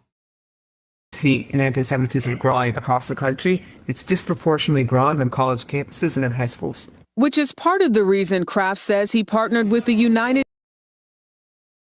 College campuses and in high schools. Israel and the Middle East, the Holocaust, non-U.S. Which is part of the reason theories. Kraft says he partnered with the United Negro College Fund and the Jewish organization Hillel International to host unity dinners throughout the country. So let's get to it. Baruch College students Aiden Herzlinger and Akish L. are among the more than 450 students who've attended at least one of the dinners. What do you talk about at these dinners? The dinners are about finding commonalities between the Black community and the Jewish community. So we really talk about anything and everything. It's not just about politics and opinions, it's about treating each other as humans. We mainly talked about our families, why we have communities, and how our communities are similar more than different. Why Jewish students with Black students? Because historically we had that connection. It's a connection that's gotten a lot done, and I think we can continue to get a lot done if we come together. Is there? Does it seem like they're just using him? Like that seems disingenuous. A world in the whole which interaction you seemed would very also disingenuous. Want Palestinian students in this country to be part of that dinner or that conversation. Absolutely. And why do you think it's part of that world in which you would also want Palestinian students in this country to be part of that dinner or that conversation? Absolutely. So how many are there? And why do you think it's important to have them there too? Because I want them to understand and be educated to the other side, and the other side to be educated to them. The only way you have unity is if you have good dialogue and mutual understanding. And when you heard those, you understand they're fucking killing Palestinians by like the dozens every day in Gaza, right? Students talk about the history of Blacks and Jews working together. Consider this. In June of 1964, 3 college students fighting for civil rights in Mississippi were murdered by the Ku Klux Klan with law enforcement. Those activists were James Chaney, Andrew Goodman, and Michael Schwerner. Chaney, a black man, Goodman and Schwerner, Jewish. Right now, we know those bonds have been challenged by a war in which more than 1,200 people have been killed in Israel and over 70,000 in Gaza. But you guys, overwhelmingly, his message he's saying is we shouldn't tolerate it for anyone. You know, whether you're Jewish, whether you're black, whether you're Latino, whether you're Asian, it shouldn't matter. People I didn't should hear be them say standing anything up about Latinos, to actually. ignorance We're and being hate. deported. Right. And I consistently love right that now. he's using the Super Bowl, which is one of the biggest platforms in the world, to share that Yeah, message. millions of because people watch the it. FBI has, as we all know, reported that anti-Semitism right now is one of the greatest threats in our country and our democracy at this very moment. All right, Jerika, thank you very much. Appreciate it. It's wild what you come across when you just like watch what you expect to be just a regular story.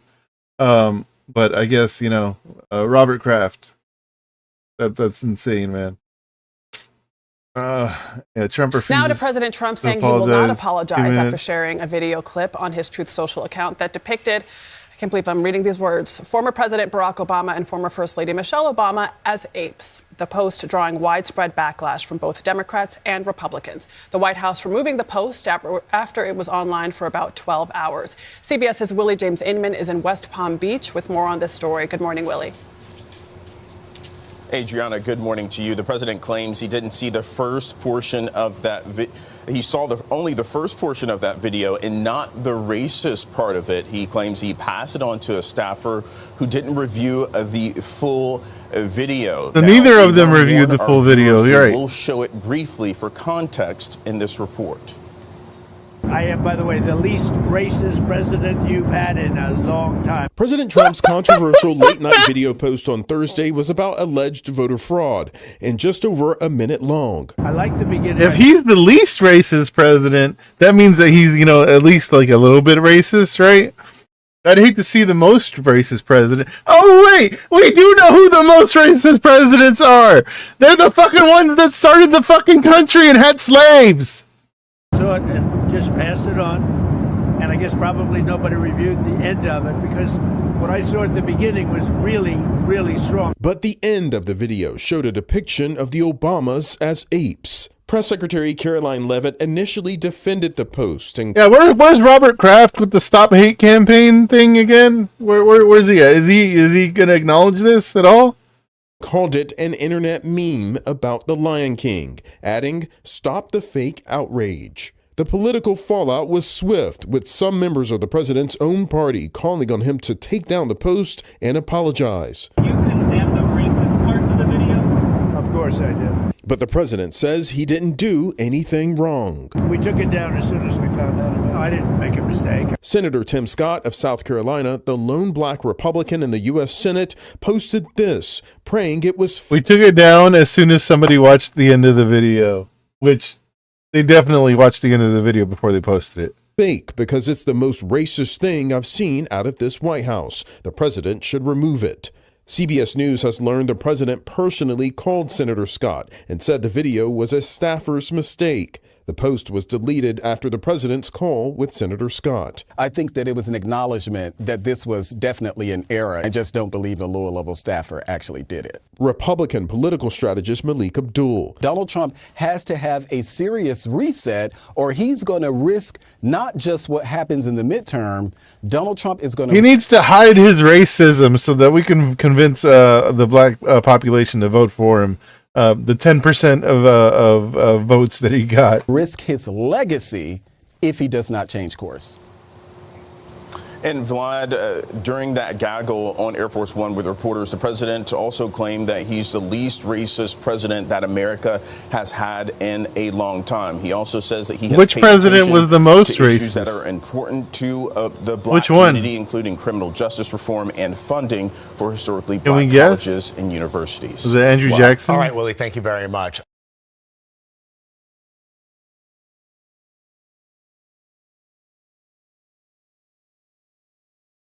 Welcome back to CBS Mornings. We have an exclusive first look at a Super Bowl ad starring boxing legend Mike Tyson about the war on ultra-processed foods. Tyson is partnering with the MAHA Center. That is a nonprofit organization aligned with HHS Secretary Robert F. Kennedy Jr.'s Make America Healthy Again initiative. Watch this. I was so fat and nasty, I would eat anything. I was like 345 pounds, a quart of ice cream every hour.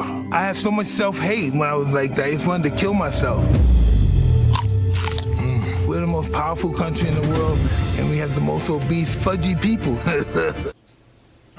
And the legendary, the iconic Mike Am I Tyson. gonna watch that tomorrow? Good morning. Now I have to watch Morning, the my Super friend. How Bowl you just for doing? the Good to ridiculous see you. shit. Good to see you. So let's talk about this ad, which is the government's new healthy eating site. Tell us how you got involved with this initiative.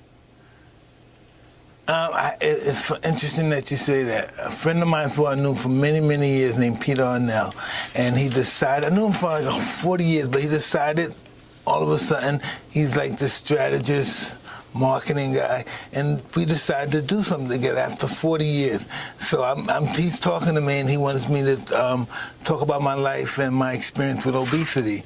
And I gave him the story of my sister, who was 25, died of obesity, had a heart attack. A branding and design expert is who Peter Arnell. He's known for innovative brand strategies for high-profile clients like PepsiCo, Samsung, and Donna Karan. And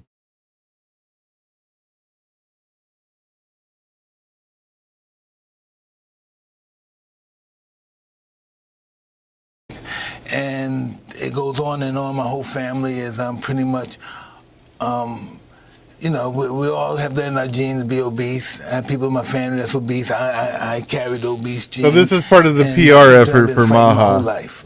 And now I'm happy to be able to help the nation with it. Yeah, in the ad, you do talk about your sister and your family's experience with obesity, but you're also incredibly vulnerable in this ad. What was it like filming, having a camera to your face while you're talking about something that's so what?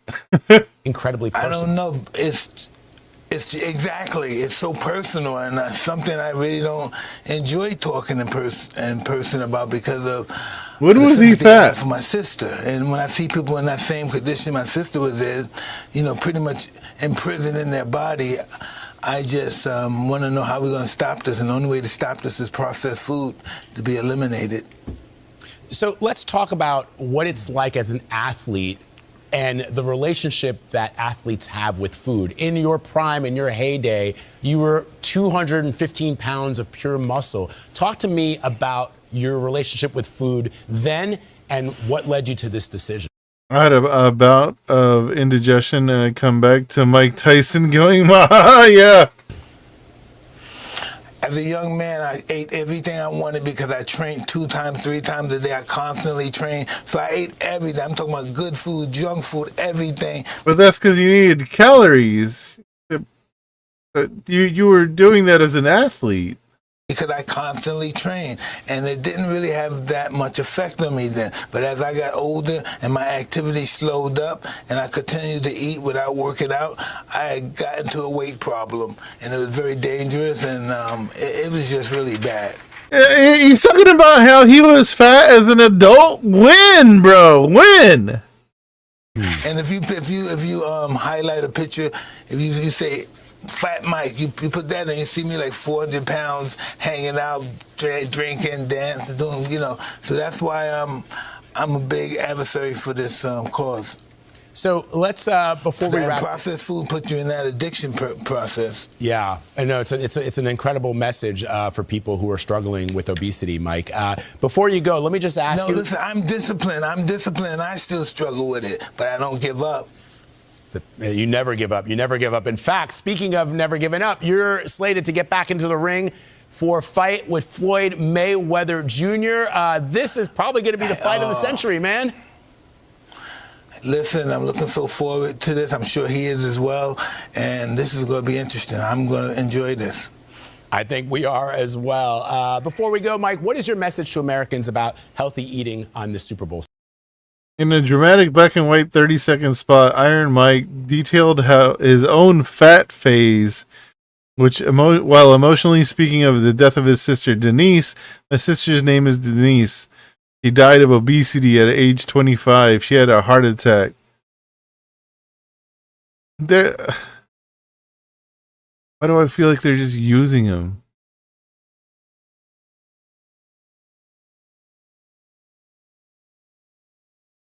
He was 220 pounds, bro. What does he mean? He said he was 400 pounds. When was he 400 pounds? So in boxing, like, if you're over 200 pounds, you're considered a heavyweight. So once you're over 200 plus, heavyweight. Like before that, it goes by like 10 to 5 pounds. You know, that's the way they break up like the divisions. That's why you hear about people like losing weight to go into to make a specific fight. So yeah, 200 pounds. He was 220 pounds. What was Mike Tyson at his heaviest? I'm sure that's documented. 239 pounds. That's it.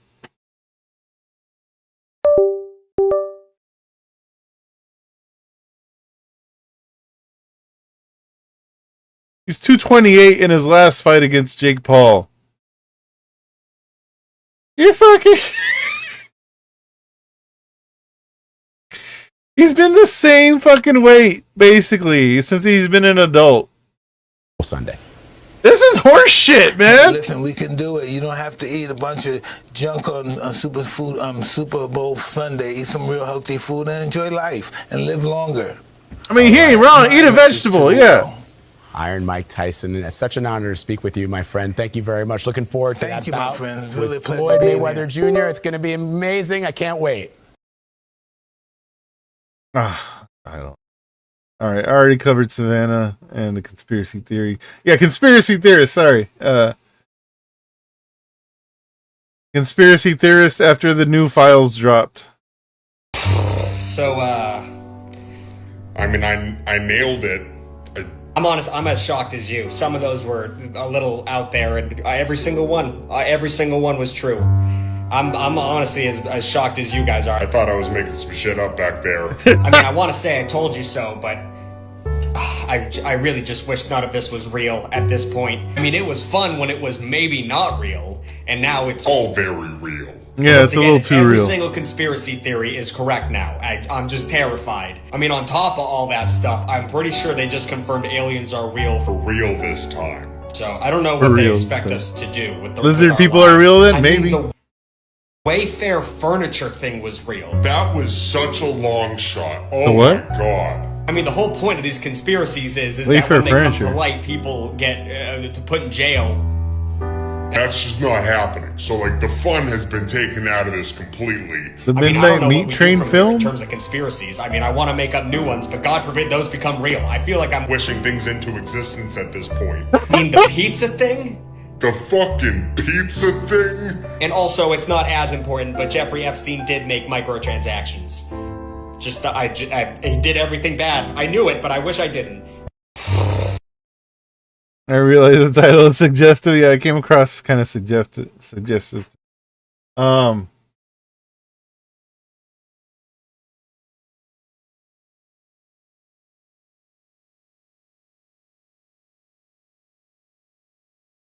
right, let's take. I'm gonna take a music break for a second.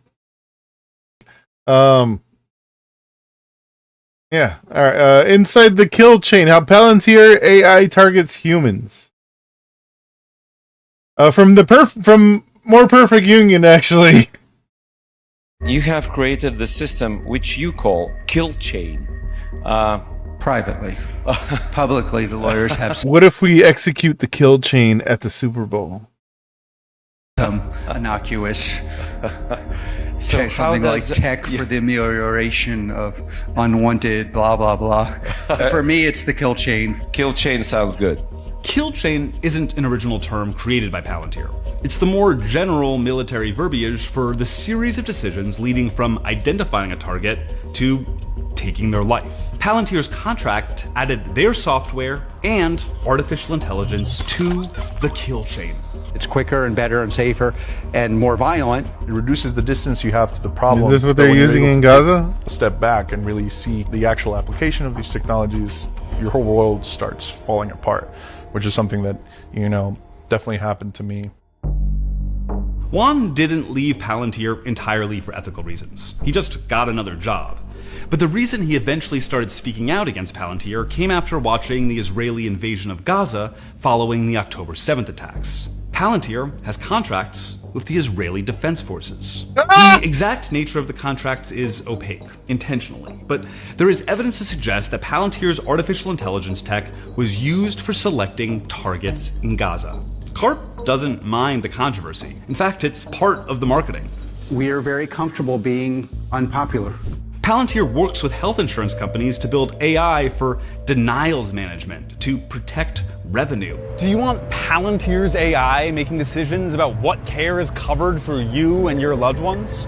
And what we do is we use what legal scholars call predicate-based research. So we would look at you, and then we would go out and say, oh, there's lots of different things in your life that may be indicative of someone involved in bad behavior. Put simpler, they make software that makes it easier for Why? customers to Why does it matter what you're doing in your private life as to what coverage you have? Like what? What are you gonna fucking means test? Like fucking, well, never mind. They already means test fucking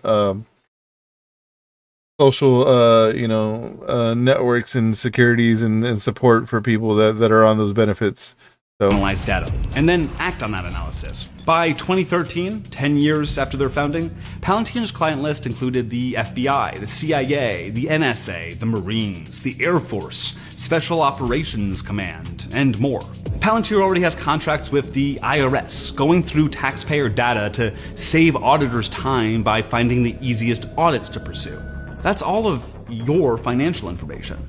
And they have multiple contracts with the Department of Health and Human Services. HHS's core responsibility is Medicare and every criticism of communism was an omission of capitalism. That's control over millions of Americans' health records and their access to healthcare. As we kind of increasingly live in a simulated world, we move closer towards governance by algorithm. But more importantly, subject to decisions made by the people who are influencing these AI systems. I love the algorithm. It's my favorite thing. For whatever their profit-seeking or control-seeking objectives are.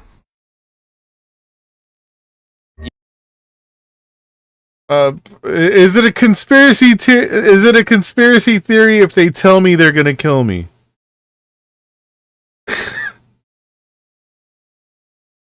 That's used.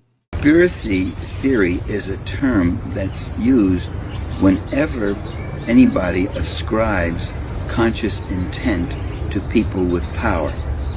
So I can say to you that school teachers are concerned about their salaries and they're organizing and they're threatening a strike and they're pressuring. I can say to you that farmers are doing this and looking for subsidies and facing certain policies. But the minute I say to you that the very people at the top, the plutocracy, the very rich and powerful, the ones who own most of America, that they are consciously... It's gonna suck having to start every video or day with saying, I am of sound mind and body. ...pursuing power and wealth. Someone will come along and say, what do you have, a conspiracy theory? Or they'll say, oh, you're cynical or you're paranoid. Their view is that stuff just happens. Things just happen, unintended consequences, or our leaders are stupid and they're jerks, or they're confused and they don't know any better. I mean, I do say Trump is stupid, which I do believe that he is stupid, but also I believe he is very intentionally evil. Extremely intentionally evil, racist piece of shit. And of course, the critic knows much better than everybody else. People who operate in this world operate with intent. There's no such thing as imperialism without imperialists. There's no such thing as capitalism without capitalists. There's no such thing as rulers who are somnambulists who walk around in their sleep. You watch out for your interests. You watch out and you make calculations. What makes you think that David Rockefeller doesn't? What makes you think that the people at the top don't do it? And what makes you think they don't collude and organize? Oh, what do you think? You have a group of people who sit around in a room and they plan this? And I always say... In a think tank? Yes! Oh, no. Now all the conspiracy theorists are moving to the well if if the pedophile cabal is real, then the ice wall is for sure real. Damn it. But we do need an ice wall along Canada to keep the Canadians out. God, they don't sit around in a room. They meet on carousels, and they go up and down merry-go-rounds, or they meet skydiving. They hold hands and they argue. Of course they sit in rooms. Where the hell else are they? Conspiracy theory. Thank you, Michael Parenti, for bringing me back down to earth. This existed inside power. Epstein did not exist outside of that system. He existed inside of it. He was a part of it. They're off doing white people shit? Yeah, true. And we really need to absorb that. Well, if you look at the arc of his career, he moves into the sort of higher levels of finance because he was detailed to be a part of the deeper finance around Iran-Contra and the BCCI scandal and all these other banks that were being used to launder money for CIA intelligence operations that had crossover with intelligence operations of other countries, that had crossover with the politics of... You're telling me Epstein was involved in the military-industrial complex and that's how he got his start? That's... of oil and oil money and how that was moving from the Middle East or sort of West Asia into the U.S. economy and all these different pieces. So he was not some just random person who came out of nowhere, but he was someone who was deeply embedded in these nodes of how intelligence and economic power and governmental policy come together, and was able to develop a network of individuals that, you know, allowed him to do favors for different people, make different things happen for different people, to become a connector of different people in many different ways. And because of that, made himself into an indispensable enough figure that many people who wanted to protect him. Even for those who weren't participating, it was still important to have the relationship with him because he was a node for geopolitical power that could help them maneuver and do things they wanted to do to enrich themselves and to advance their careers and all these other things. This existed in... Tell me more. The listening post from Al Jazeera. Thank you. Two major stories for the Listening Post to examine this week. The Epstein files. The latest release of documents has rocked... a little YouTube thing. Reload. Two major stories for the Listening Post to examine this week. The Epstein files. The latest release of documents has rocked Washington, had repercussions in London, and may yet implicate Moscow and Tel Aviv. And we look at Gaza. Must have been Israel Russia. Keeps killing Palestinians, and the word ceasefire now comes with quotation marks.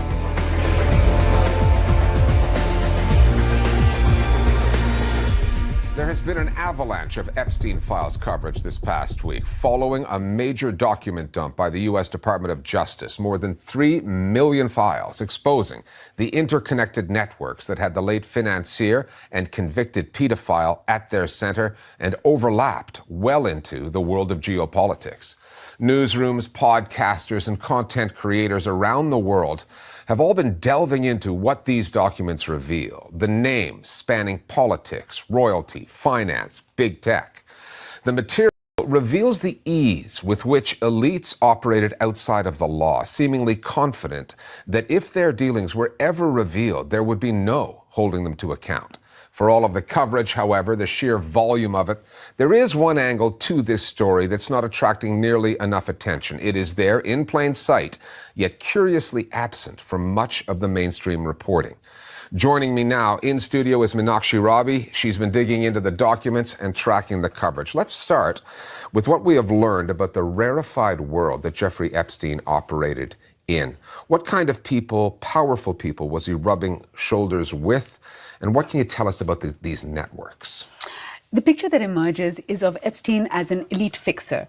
He was a power broker who moved seamlessly between the worlds of big tech, politics, finance, and academia. When you go through the reams of emails, you read these names, almost entirely of men: Donald Trump, Peter Mandelson, Bill Clinton, Peter Thiel, Elon Musk, Bill Gates, Ehud Barak. The list goes on.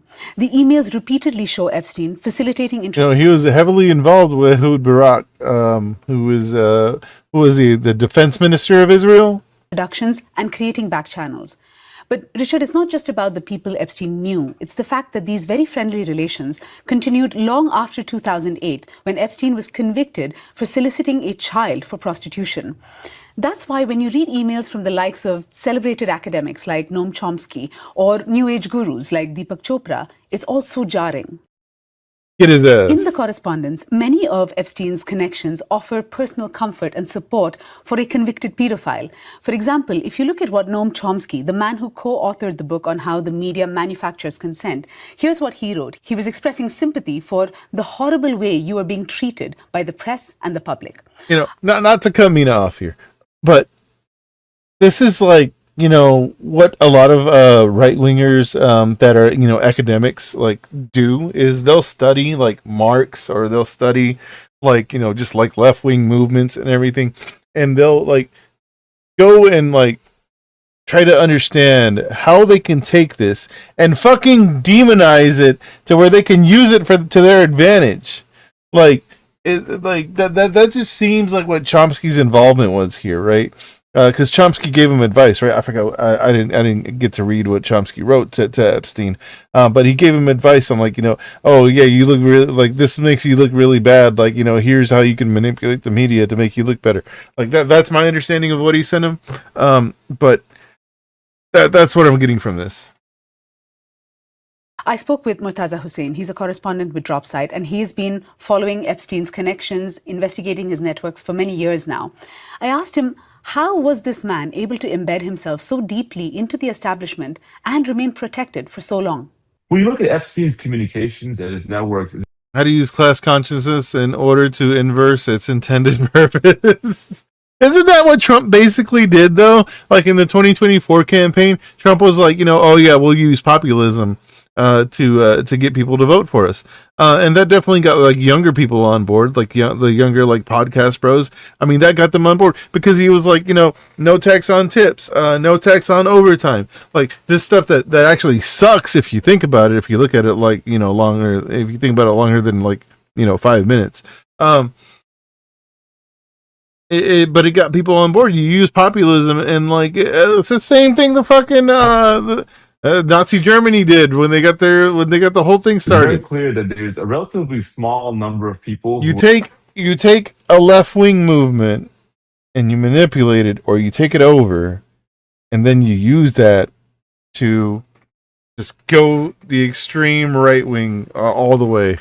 Who are globally connected, who are in community with one another, and they wield tremendous power. And Epstein was a member of that sort of club. If you look at his communications, or I guess he just fucking eat babies or whatever the fuck they were talking about doing. See him acting as a connective node between powerful officials in many different countries, including between Israeli elites, Russian elites, Americans, Europeans, some Gulf Arab countries as well. And he was somebody that they looked up to help accomplish both their personal and political goals. And in doing so, you really do notice the tremendous leverage that he had over them when you also consider the fact in some cases he was facilitating their illicit activities. Now, a lot of powerful people are implicated in either illegal or morally repugnant behavior. There are so many leads for journalists to dig into here, including the links that existed between Epstein and Israeli politicians and intelligence figures. Yes, and this is an element of the story that really hasn't received the kind of media time and attention it deserves. I'll come back in a minute to why that's the case. But first, it's worth explaining what the documents show. There's evidence of a close friendship between Epstein and Ehud Barak. Ehud Barak was the former Prime Minister of Israel, but he also had a decades-long career in military and the intelligence services. So Epstein served as an advisor to Barak, and he was facilitating introductions to tech investors and financial firms. One of them was Palantir. That's the US-based data analytics firm founded by Peter Thiel, and they are deeply involved in government and surveillance. Here is a clip from a call between Epstein and Barak. Palantir is Peter Thiel's company. Palantir, P-A-L-A-N-T-I-E-R? Yes. Okay. So he thought that Peter would put you on the board of Palantir. So that call was back in 2013. You can hear Epstein is encouraging Barak to look into Palantir. 2 years after this call, Palantir opens an office in Tel Aviv. And these documents, Richard, the Epstein files, they contain a lot more about the shady connections. Why did I not know that Palantir has an office in Tel Aviv? Epstein had with various Israeli figures. This is what Murtaza Hussain had to say about it. It's well known that Epstein had close ties with the former Israeli Prime Minister Ehud Barak, but really his ties to the Israeli political system and also the intelligence world go far beyond that. And Epstein was really somebody who was not in any way a servant of the state of Israel in the sense of a public servant, but he was someone who saw himself clearly incumbent upon him to do what he offered the services good he point. could Who to doesn't have Israeli one elites there? and Israeli society as a whole. And through his interactions with Barak, we don't just see the interactions of two powerful men, but we see private sector Israeli firms linked to the Israeli intelligence establishment. Hold on, what does it say? But we see. Hi, Jeff. Are you going to be in London on Thursday? Unfortunately not. You should make clear that I don't work for Mossad. Private sector Israeli firms linked to the Israeli intelligence establishment. Did boys ask you to help obtain former Mossad Unit agents 200, to Unit do 81, dirty the tech sector, being deployed by them investigations? to win financial gain for Barak, but also to grow the sector. And would you like to have dinner / meet with the Israeli Defense Minister, former Prime Minister Ehud Barak, on the 23rd or late 19th? Just us. To win financial benefits for people who are working in it as well too in Israel. So Epstein was deeply embedded with Israeli elites, and regardless of his own political views and Barak's own political standing inside Israel, they had a also, you have to have the understanding that Israel is a haven for child molesters. broader ideological commitment to do what was right for Israel as they saw it. And that's factual. Like, you can look that up.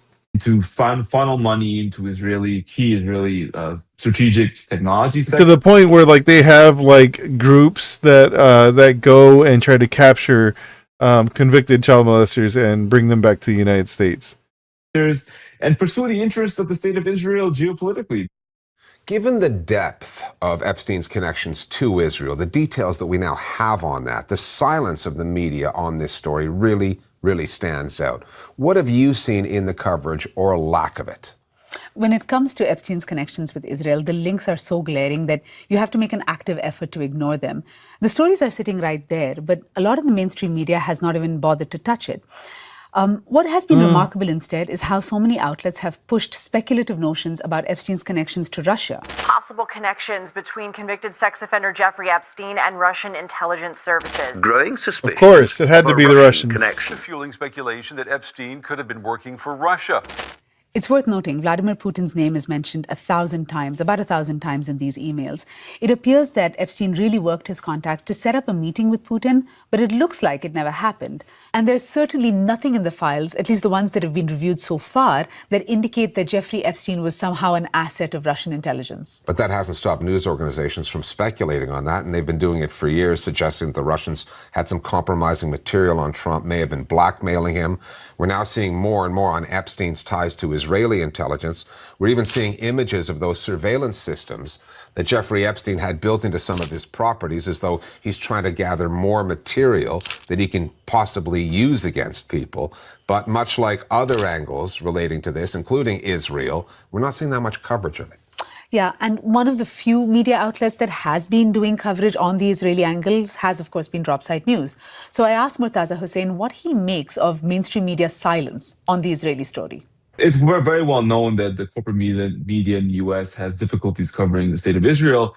But I think that actually in this case, the problem goes even deeper because Epstein was specifically embedded in this network, which seemed to encompass the Labor Party in Israel and the Democratic Party in the United States, the Clintons and so forth. And even his ties to Donald Trump were kind of based on the fact that Donald Trump was a Democrat for most of his life. So, you know, a lot of these institutions, media institutions, which are sort of more center left leaning, they're really being asked to cover their own corruption in some way because he was very much part of that world. I'll give you an example. There was a gentleman at the New York Times, a columnist named David Brooks. He wrote an article late last year, basically expressing his view that the Epstein story should not be covered anymore, and he dislikes the coverage of it, and he dislikes the focus on it. Shortly after that story came out, a photo emerged of him basically at a meeting with Epstein, and he had not disclosed that in his column, which seems like a great ethical lapse. But That's just a microcosm of the main issue here. That's a pretty small world that he was in. And the media elites who are supposed to cover this world unflinchingly, they were part of it. So how can they cover it exactly? And the reason Dropside's covering it is because Dropside's not embedded in that world. So we're able to cover it, and we're not, it's not impugning us, so it's not really a problem. If only Epstein were still alive, so he could put Ryan Grimm in the Epstein files. These two right here. Source, my favorite PDF file told me. Epstein hosted the top spy from which country? Israel. Ghislaine, dad worked for who? Israel. Which country do most of the names in the files link back to? Israel. Who did Epstein work for? Russia, of course. Yeah, makes sense. Checks out. The Epstein story is going to be with us for a while. There are 3 million documents yet to be made public. The Department of Justice under Trump has been 3 million process. If the rest of the files are released, and that is a big if, it will surprise no one if the DOJ has saved the worst, the most damaging material for the last. Thanks, Mina. Last Saturday, Israeli airstrikes killed more than 30 people in Gaza. On Wednesday, another 23 were killed.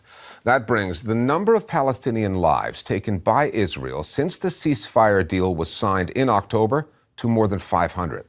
So we have to ask, should journalists still be calling this a ceasefire? The larger question, is the Israeli government even committed to the peace plan? The answer, according to many in the Israeli news media, is no. Over and over, Israeli journalists have openly reported that the Netanyahu government is preparing to resume large-scale attacks on Gaza, that Israel is not just failing to uphold its side of the agreement, it is actively undermining it, preparing to restart its full-scale assault on the Strip. And with much of the international news media now looking away from this story, the end goal for so many Israelis, ethnically cleansing Gaza, is still on the table. This is the video when they bombed a funeral. Turn their eyes away from Gaza. It means that Israel can continue to do what it's been doing without anybody watching, and that's precisely what it wants. Because if you get it off the screens, then you get it off people's minds, and then the governments are not under pressure to act. So they are creating that ecosystem of ignore this. And when we move on to other conflicts and other stories, we're leaving the people of Gaza to die on their own. And most news outlets, American ones for example, have moved on. A US-based Media Watch NGO, Fairness and Accuracy in Reporting, has tracked the number of online news articles there on Gaza over the past 2 years. It reflects the spike in coverage in May of 2024, when Israeli forces invaded Rafah. The surge that August, when the Palestinian death toll exceeded 40,000. The first brief ceasefire in January 2025. August of last year, when a famine was declared. Peaking in October, when the ceasefire was announced. Since then, the coverage has nosedived, as though the ceasefire has actually held, when it has not.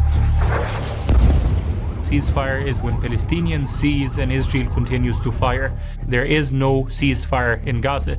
There is only restraint, limited restraint imposed on Israel, how many people they can kill and get away with it. So as long as they keep the number in this double digits and not above 100, then the world is okay with it. The media is culpable here. The media has to say there is no ceasefire anymore. A ceasefire was signed and it's being violated systematically. Anything else is helping Israel cover up the continued systematic slaughter of the Palestinian people in Gaza. Ceasefire implies that there are two sides that are involved. It is day 11 of the ceasefire, the Israel-Hamas war. Using the term ceasefire makes it seem as though somehow there was a war rather than it being genocide. It's the latest incident of violence testing President Trump's ceasefire agreement between Israel and Hamas.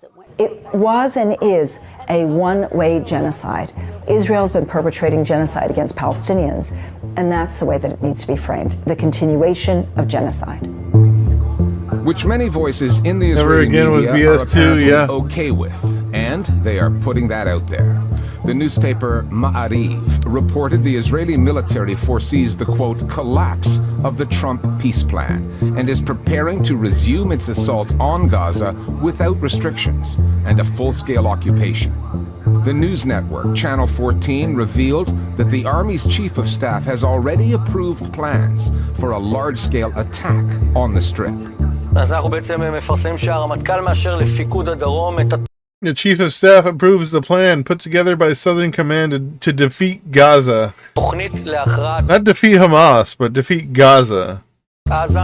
News consumers, observant ones, are detecting an occasional disconnect between what is being reported in the Israeli media and what makes it into international coverage. A pattern. Oh, hardly anything. Foreign outlets, including journalists the Netanyahu government has in its corner, get told one thing about the so-called ceasefire, while Israeli journalists are told another. Like, if you literally just follow, like, the IDF on Twitter, they post all of their war crimes, and then they're like, oh, yeah, it was because there was a terrorist there or something, you know, whatever. We blew up this building in southern Lebanon, Hezbollah. Well, anyways, moving on. And then they go blow something else up. Israeli media consistently saying there is no ceasefire in Gaza, that it's only a matter of weeks before Israel resumes the full reoccupation of Gaza, and it is being said to reassure the Israeli mainstream, as well as the very far-right government that's in power, that don't worry, the ceasefire is merely symbolic, it's a spectacle. If the IDF talks to the New York Times, the IDF talks to the Wall Street Journal, they will self-censor. When they talk to Channel 14 or Ma'ariv, they will be much more honest and open with what they're saying. So what they're saying to Israeli media in the secret language of and Hebrew. What they're saying to foreign media is false. But foreign media needs to take these quotes from. It's a shame we'll never be able to translate what they're telling us. What the IDF is telling them, where they're much more likely to lie. That Israel will resist implementation of what it has apparently signed up to is a given. Netanyahu wants to put Iran on the front burner, Gaza on the back burner, and there is an awful lot of willingness to continue to go along with impunity. Accountability is hard, impunity is easy. Yeah, once we start bombing Iran, you can guarantee the IDF's going to crank up the death and destruction that's going on in Gaza. Authorities have consistently used to avoid accountability for their war crimes has been to downplay the numbers. Ever since October 7th, they have dismissed the casualty figures coming out of the Gaza Health Ministry, the Palestinian death toll, calling the ministry a Hamas-run organization, casting doubt on the public health professionals who actually run the service. Like, hasn't every single like Western outlet said that every time that they reported the numbers of deaths, the numbers of dead in Gaza, it's always been the Hamas-run health ministry. Every single time, man. Misleading characterization adopted by far too many news organizations. The Hamas-run Gaza Health Ministry said the death toll has risen. The Hamas-run Health Ministry. So they're instantly telling you, don't believe what we're about to tell you, but we have to report it because it's atrocious, and you know people want us to At least 31 Palestinians have been killed, according to Gaza's Hamas-run Health Ministry. Now the Israeli government acknowledges that the ministry's casualty count, currently at 71,000, is in fact accurate, something the UN and various NGOs have been saying all along. Although many other analysts insist that the Palestinian death toll is much, much higher than that. The 71,000. That's just the official count of the people that they can account for that have died. There's this number is probably triple of what it actually is, because those are the people that they cannot account for. People that are buried under buildings that were exploded by the IDF. People buried in mass graves that nobody has found yet. Because the IDF is restricting travel within inside of Gaza. Also, they're constantly remember the fucking the medical was it like 12 or 14 medical workers that were in ambulances that Israel killed, and then video came out of them recording of somebody one of the guys recording the audio of them all being killed by the IDF. And then that came out in the news. They didn't admit to where that happened or why it happened or that it happened at all until that video came out. And then they went and fucking unearthed them.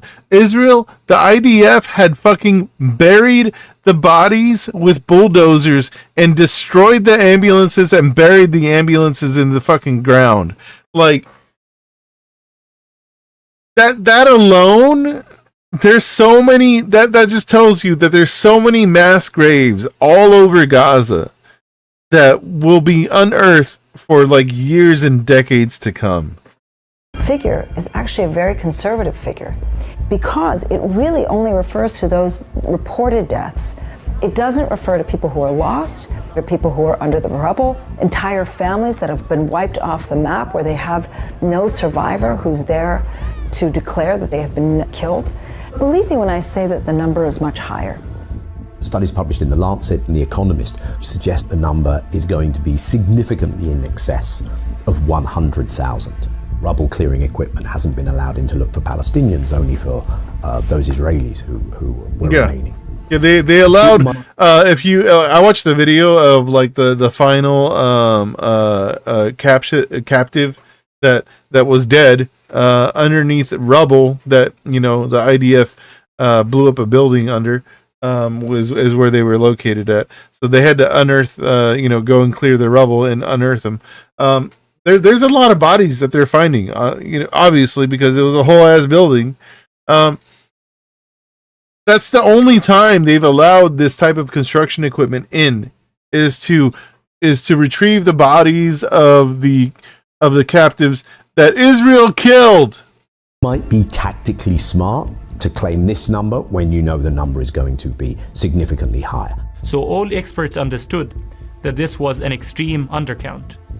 But nonetheless, you had this schizophrenic process. The IDF, the Israeli government, the US, European governments would all use the number of casualties that is coming out of the Gaza Ministry of Health in internal discussions, while at the same time denying it to the public. So it was all about keeping the public as uninformed and as misled as possible in order to allow for this genocide to proceed. More than 2 years into the genocide and 4 months into this supposed ceasefire, the Israeli authorities still will not let international journalists into Gaza. The Foreign Press Association has brought a case to the Israeli Supreme Court demanding that access. But the court is slow playing the legal process. Last week, it gave the Netanyahu government 2 more months to prepare its arguments to keep the ban. Remember when all those Israelis took to the streets to protect their legal system, demanding the government drop its plans for judicial reform? Now that same legal system is kicking the can down the road, keeping the padlocks on the gates into Gaza, blocking foreign journalists from going in to keep the ugly truth from coming out. But there's a bigger issue, which is that there are Palestinian journalists on the ground. And instead of international colleagues believing their Palestinian colleagues about what they're not only seeing, but also living and going through, instead international journalists somehow seem to discount Palestinian journalists. So the lack of international access, coupled with the dehumanization of Palestinian journalists, is what has led to Gaza's not being covered. I had a friend who went to Gaza in February 2025, and he said there was a thick stench of gunpowder and decomposing bodies all throughout the Gaza Strip. Entire cities vaporized, turned to dust and ash. The IDF cannot explain this away, which is why they just demonize every local journalist as Hamas, prevent international media from working with those journalists, cast dirt on them. The final result is a blackout. And the IDF is hoping to keep pushing this until reconstruction in Gaza begins. And by then, when people go in, they would film the progress. They will not dwell on the ruins and the rubble of the past. And finally, back to the Epstein files. The sheer number of them, millions and millions of documents released in such a chaotic way by the U.S. Department of Justice, has made sifting through them a challenge for journalists, whether they are looking for news angles on Israel, Russia, or Donald Trump. Jmail, and that's not a mispronunciation, is here to help. Jmail is a search tool, an internet archive of Jeffrey Epstein's correspondence presented in an easy-to-navigate Gmail-like interface. It is the co-brainchild of a software engineer, Luke Eigel, and an internet artist, Riley Waltz, who teamed up to make the source material more easily searchable. They have also partnered, although Donald Trump might prefer the term co-conspired, with DropSite News on this. Together, they have done what the Trump administration and the DOJ have chosen not to do, making the Epstein files more accessible. User warning, Jmail does leave some people with the unsettling, creepy feeling of being inside Jeffrey Epstein's inbox. Yeah.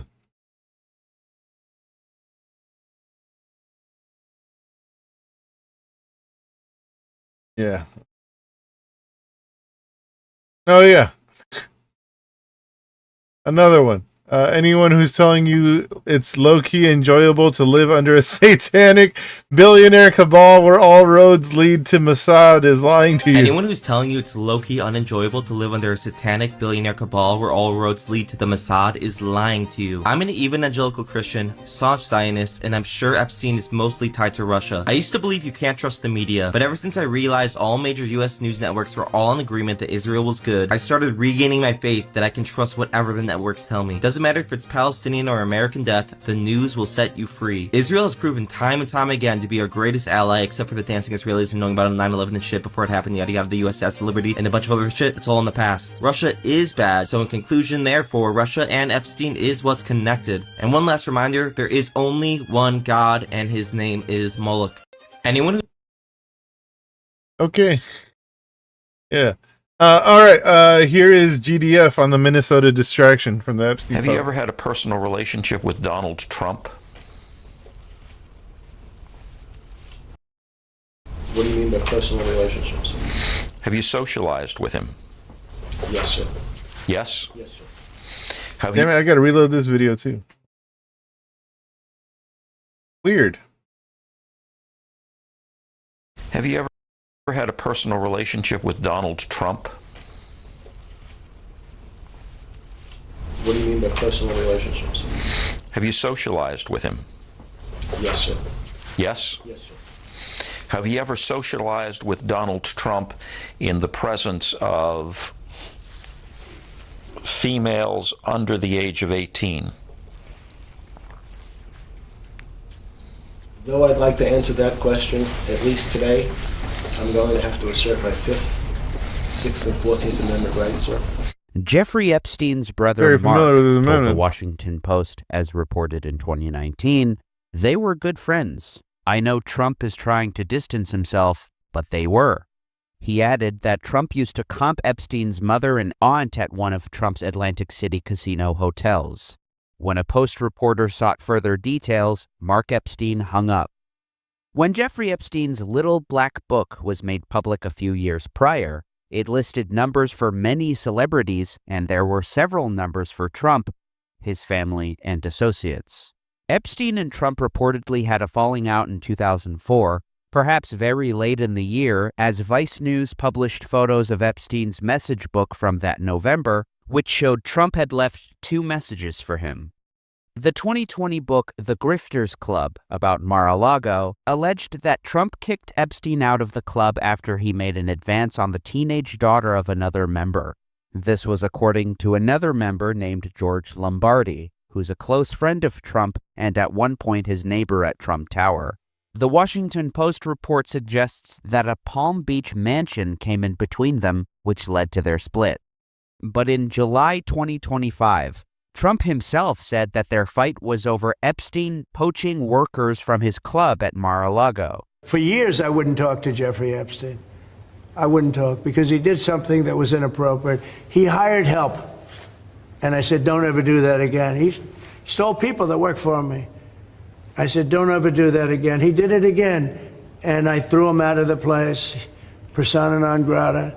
I threw him out, and that was it. I'm glad I did, if you want to know the truth. Trump repeated this version of events to reporters aboard Air Force One. No, he took people that worked for me, and I told him don't do it anymore, and he did it. And I said, stay the hell out of here.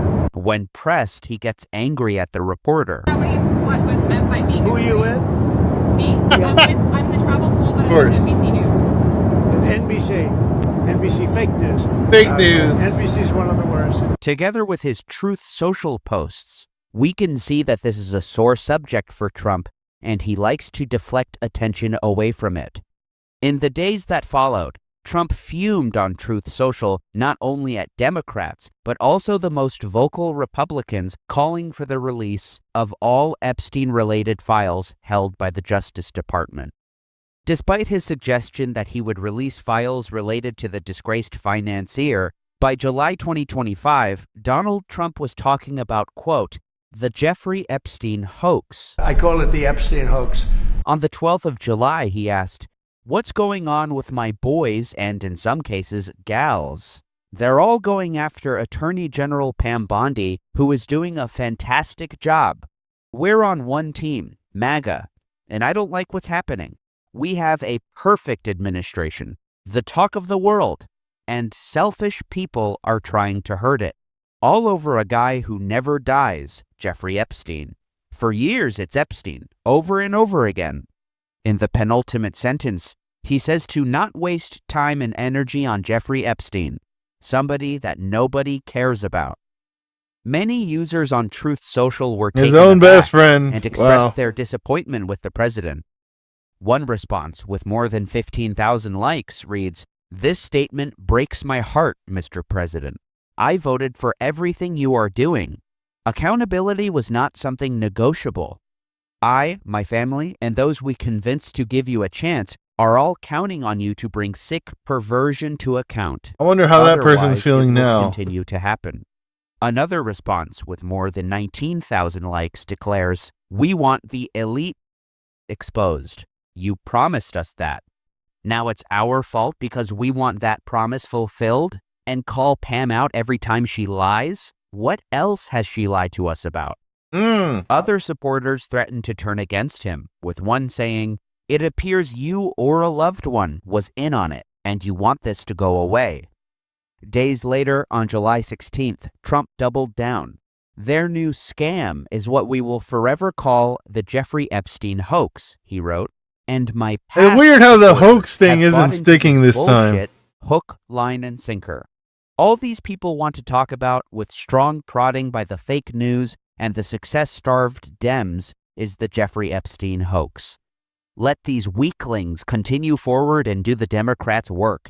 Don't even think about talking of our incredible and unprecedented success, because I don't want their support anymore. Once again, the response was awash with criticism.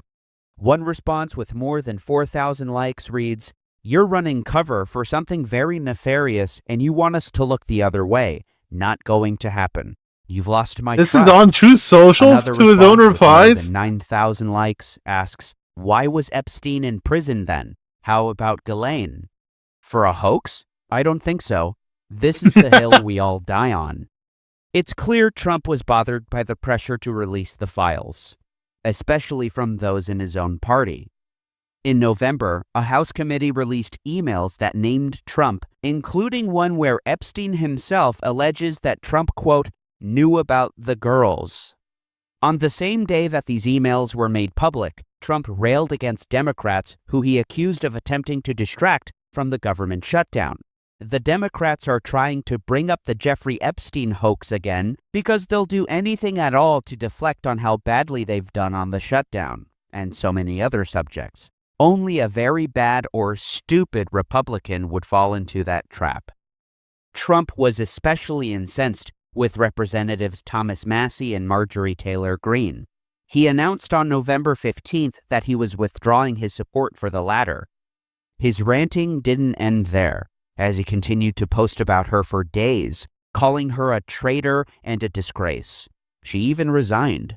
Marjorie On Trader November Green. 20th, Trump was still posting lengthy diatribes about the Epstein files, saying he'd signed a bill to release them. The Epstein Files Transparency Act required the Attorney General to release Epstein-related files within 30 days, with exceptions including material relevant to ongoing investigations, practically guaranteeing that they would not all be released. 2 days after this post, Trump brings up fraudulent money laundering activity in Minnesota, saying he's terminating temporary protected status for Somalis. On the 25th, Trump pardons a turkey, per the White House tradition, before the Thanksgiving holiday. A few days later, 2 National Guard troops are shot in Washington. Trump expresses his outrage on social media. He speaks to reporters a day later about the incident. The suspect is an Afghan national. After his talk, which covered a number of issues, he opened the floor to the press. Many of these people are criminals. Many of these people are people that shouldn't be here. Trump then abruptly pivots to Somalis after complaining about Afghan nationals. What's taking place between that, if you look at Somalia, they're taking over Minnesota. What do the Somalians have to do with this Afghan guy who shot the national? Nothing, but Somalians have caused a lot of trouble. They're ripping us off for a lot of money. He said nothing, but, Somalians, yeah. There's a tremendous amount of money going back to Somalia. Trump doubles down on Somalis in Minnesota on Thanksgiving Day. After a long and fuming screed against foreigners in the United States, he wrote, "Hundreds of thousands of refugees from Somalia are completely taking over the once great state of Minnesota. Somalian gangs are roving the streets looking for prey." Picking Minnesota was not difficult for the president, as the state contains 2 people he loathes, including Governor Tim Walz and Congresswoman Ilhan Omar, who has accused the president of having a bizarre obsession with her. On December 2nd, Trump is asked by a reporter about the fraud scandal in Minnesota and whether Governor Tim Walz should resign. Local and national outlets had reported on fraud in the state for years, especially after a fraudulent food scheme raked in hundreds of millions of taxpayer dollars. Trump is quick to say that not only should Walz resign, but he also launches into another tirade against Omar and then Somalis generally. I don't want them in our country, I'll be honest with you, okay? Somebody would say, oh, that's not politically correct. I don't care. The least racist president we've ever had. I don't want them in our country. That same day, the New York Times reported that new ICE operation is said to target Somali migrants in Twin Cities. The directive reportedly came immediately after Trump's remarks. At the time, the new operation involved 100 officers and agents. 2 days later, the Department of Homeland Security referred to this deployment as Operation Metro Surge. The choice to target Somali Americans with immigration enforcement officers struck me personally as odd, since it was my understanding that Somalis are not known for entering the country illegally in significant numbers. In fact, the overwhelming majority of them are U.S. citizens. On December 12th, the House Oversight Committee disclosed a number of photographs containing images of Jeffrey Epstein with Steve Bannon, Noam Chomsky, Woody Allen, Larry Summers, Richard Branson, Alan Dershowitz, Bill Clinton, Ehud Barak, and Donald Trump.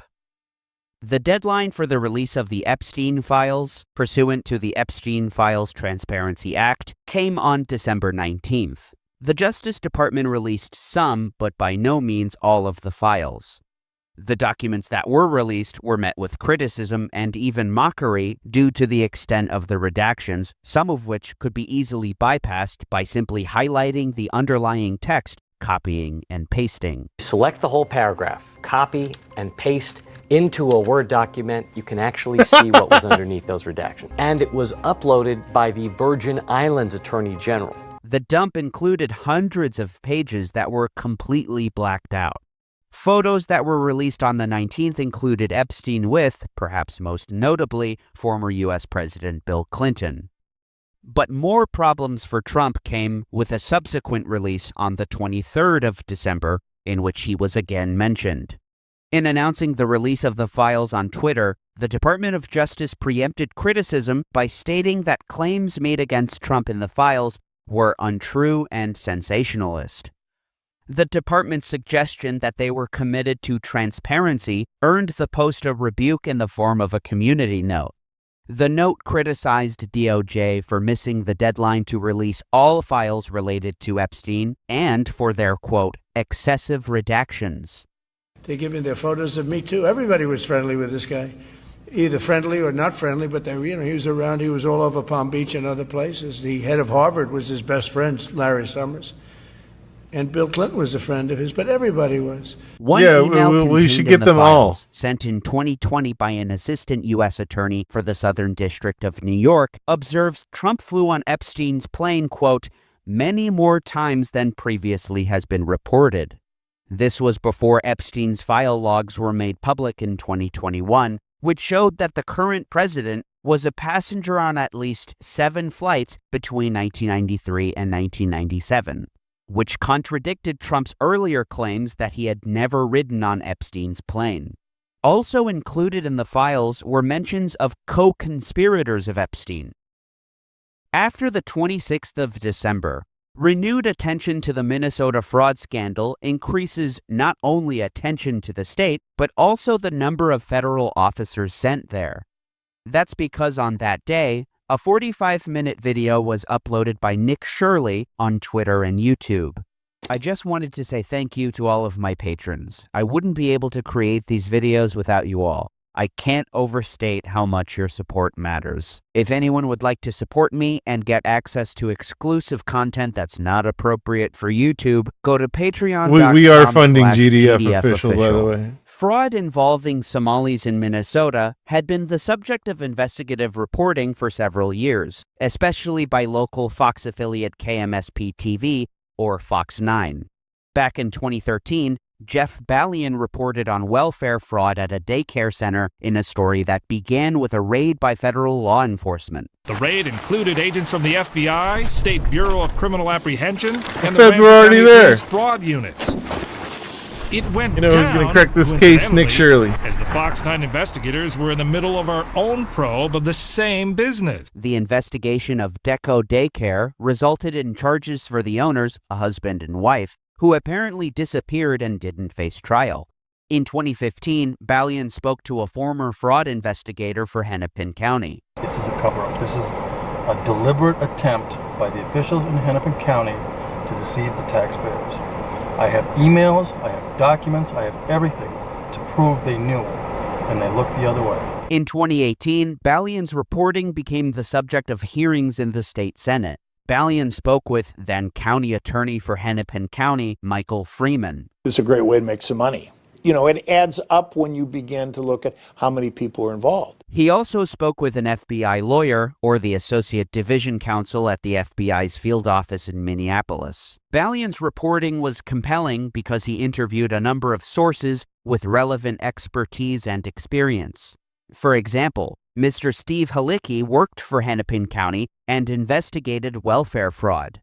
He additionally spoke with the then acting commissioner for Minnesota's Department of Human Services. I certainly think that some of the schemes that we're seeing, and certainly the ones that we've brought forward already for prosecution, involve millions of dollars. I mean, this is not a small scale that we're looking at. Fraud in Minnesota became national news with the infamous Feeding Our Future case, in which hundreds of millions in taxpayer dollars for meals were pocketed.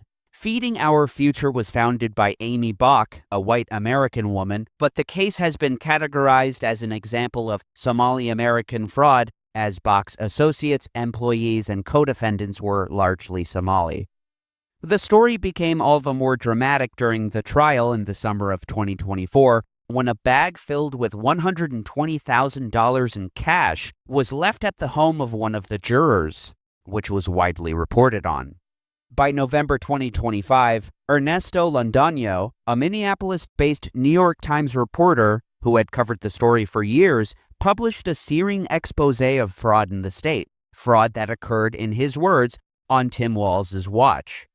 Federal prosecutors say that 59 people have been convicted in those schemes so far, and that more than $1 billion in taxpayers' money has been stolen in 3 plots they are investigating. That is more than Minnesota spends annually to run its Department of Corrections. Minnesota's fraud scandal stood out even in the context of rampant theft when Americans stole tens of billions through unemployment benefits, business loans, and other forms of aid, according to federal auditors. On the Feeding Our Future case specifically, Merrick Garland, Attorney General during the Biden administration, called it the country's largest relief fraud scheme. I don't actually think this is accurate, as the EDD fraud in California during the same period apparently reached more than $30 billion. Why can't you see pandemic? That may be the biggest fraud of American taxpayer dollars in history. On December 18th, Londonio says prosecutors say Minnesota's fraud scandal goes further than... Is that like a trigger word that will get this video like censored or something? Previously known. This followed a press conference held by then U.S. Attorney for Minnesota, Joseph Thompson. The fraud is not small. It isn't isolated. The magnitude cannot be overstated. Nick Shirley took up the Minnesota fraud story around the time that Trump posted about it on Truth Social. As we've seen, he followed in the footsteps of other investigative reporters, especially Jeff Balian at Fox 9, who had been covering the story since at least 2013. Years later, the Feeding Our Future case became national news, and in the lead-up to the deployment of officers and agents to Minnesota, liberal outlets including the New York Times reported on the scale of the fraud. What made Jeff Balian's reporting damning is absent from Nick Shirley's video.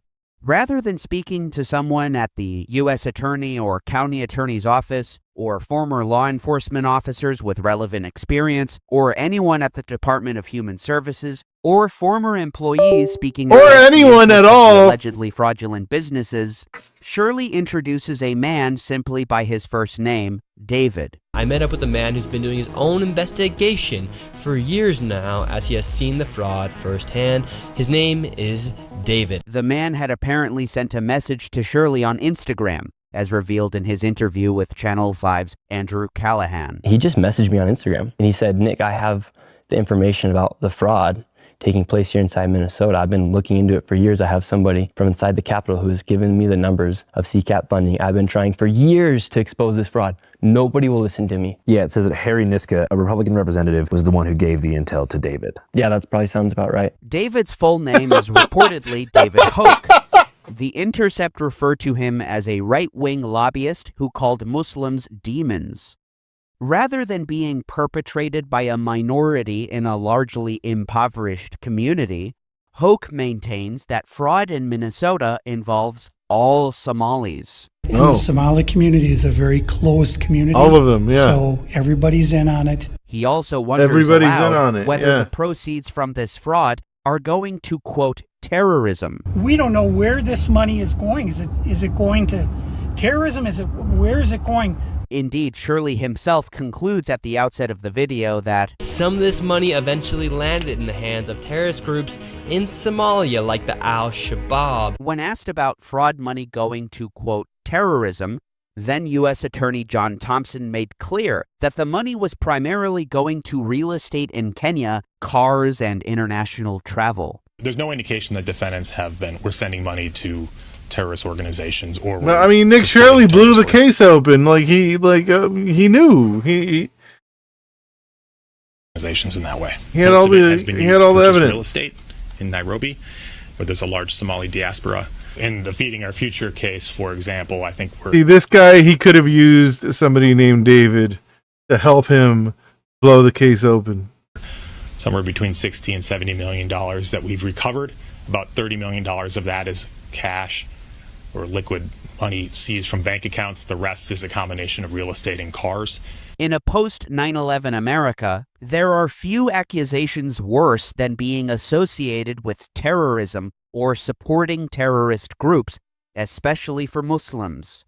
In the case of Shirley's video, all this Somalis white man, are accused he's going to tell me what's right. on a massive conspiracy not only to defraud taxpayers, but also to fund, quote, terrorism.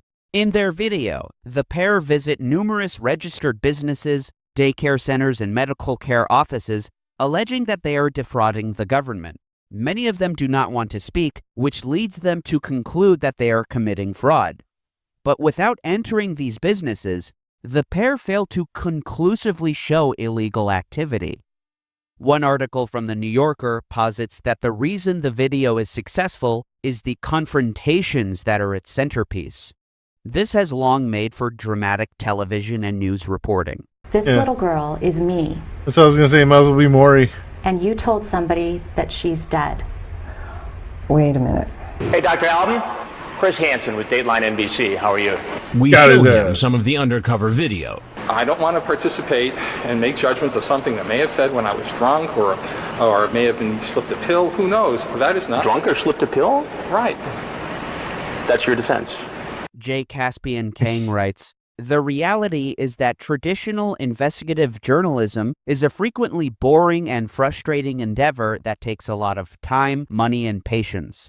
A lot of effort is expended tracking down paperwork from public records requests or looking through LinkedIn profiles to find people who might have worked together or knocking on the doors of potential sources. When the work is done and enters the world, there's a decent chance that the reporting garners relatively little attention. When Nick Shirley uploaded his video to Twitter, however, it was promoted by the Attorney General Pam Bondi, who had faced mounting criticism over the delayed release of the Epstein files. Nick Shirley's work? What? Nick Shirley's work has helped show Americans the scale of fraud in Tim Walz's Minnesota. Justice Department has been investigating this for months. It was actually years. So far, we have charged 98 individuals. Wow, overnight after Shirley's video came out. That's crazy. 85 of them Somali. So not all of them Somali. And more than 60 have been found guilty in court. Bondi, who had faced mounting criticism over the delayed release of the Epstein files, Elon Musk, who apparently had lots of reason to divert attention from the Epstein files as he's in them, specifically in an email asking Epstein what day and night will be the wildest party on your island, best for parties on his island, and Vice President J.D. Vance, who also has an interest in protecting his administration, especially if he wants to run for president. Musk, the owner of the platform, spent days posting about and resharing posts about the video, which undoubtedly helped it get a lot of attention. After the video was published, the Deputy Secretary of Health and Human Services posted on Twitter, citing Shirley's video, that they froze all child care payments to the state of Minnesota. On January 5th, the Attorney General and her deputy gave an update to a federal judge about the status of the release of the Epstein files, now more than 2 weeks after the December 19th deadline. In this court filing, they revealed that they had released less than 1% of documents, quote, potentially responsive to the act, which was widely reported on. The following day, Trump increased the number of federal agents and officers sent to Minnesota to some 2,000, which the Department of Homeland Security called the largest immigration enforcement operation in U.S. history. Oddly enough, federal immigration agents and Border Patrol were deployed alongside other law enforcement officials as part of what was ostensibly a crackdown on white-collar crime within a community that is overwhelmingly composed of U.S. citizens. Yeah, the only people that are going to do white-collar crime around here are not immigrants. Troops turned deadly just the following day. Renee Good was shot and killed in her car by an Immigration and Customs Enforcement officer who was off to the side of her car when he fired. Later that month, Alex Preddy was being tackled by federal officers when he was disarmed and then shot in the back on the ground by one officer, then repeatedly shot by 2 officers. On January 23rd, William P. Barr, who was Attorney General in the first Trump administration, defended Pam Bondi against criticism for the delayed release of the Epstein files. This dude wrote an opinion article in the Wall Street Journal? Are you serious? In an opinion article for the Wall Street Journal, Barr argued that it wasn't possible for the Justice Department to release them all by December 19th, given the Herculean effort required, in his words. But his defense of Bondi does... It's weird how the elite have access to media just, anytime they want. Doesn't end with the DOJ not meeting the deadline, as he defends the redactions as well. I'm curious as to how he would be able to judge the legality of the redactions unless Barr had seen the unredacted and redacted versions of documents released up to that point. Very Barr curious. additionally argues that missing the deadline was not illegal as the Justice Department was given an unreasonable amount of time. The final paragraph, however, is revealing. Rather than unfairly going after the Attorney General in their crusade against the president, lawmakers should focus on passing legislation that will help the Attorney General combat real dangers confronting the American people: violent crime, the trafficking of murderous drugs, and the breathtaking levels of fraud in government social services and welfare programs. Every prosecutor... If I don't make my quota or deadline, I get fired. Yeah, they just changed the rules instead. ...on Epstein redactions is one less prosecutor working on these critical issues. Barr appears to take issue with the focus on the issue generally. I'd wonder if this was at all related to the fact that in the summer of 2025, it became clear that Barr had misrepresented the footage from the prison where Epstein died. Contrary to being released in raw form, as described in an accompanying press release, Wired revealed in multiple reports that the footage was edited in Adobe Premiere and there was 3 minutes missing. After Epstein's death in 2019, Barr told the Associated Press that he had personally... In 2019, under the Trump administration... ...viewed the footage, which showed that nobody but Jeffrey Epstein entered his cell. The footage that was finally released years later came from the only camera that was actually recording video in the section of the jail where Epstein was held.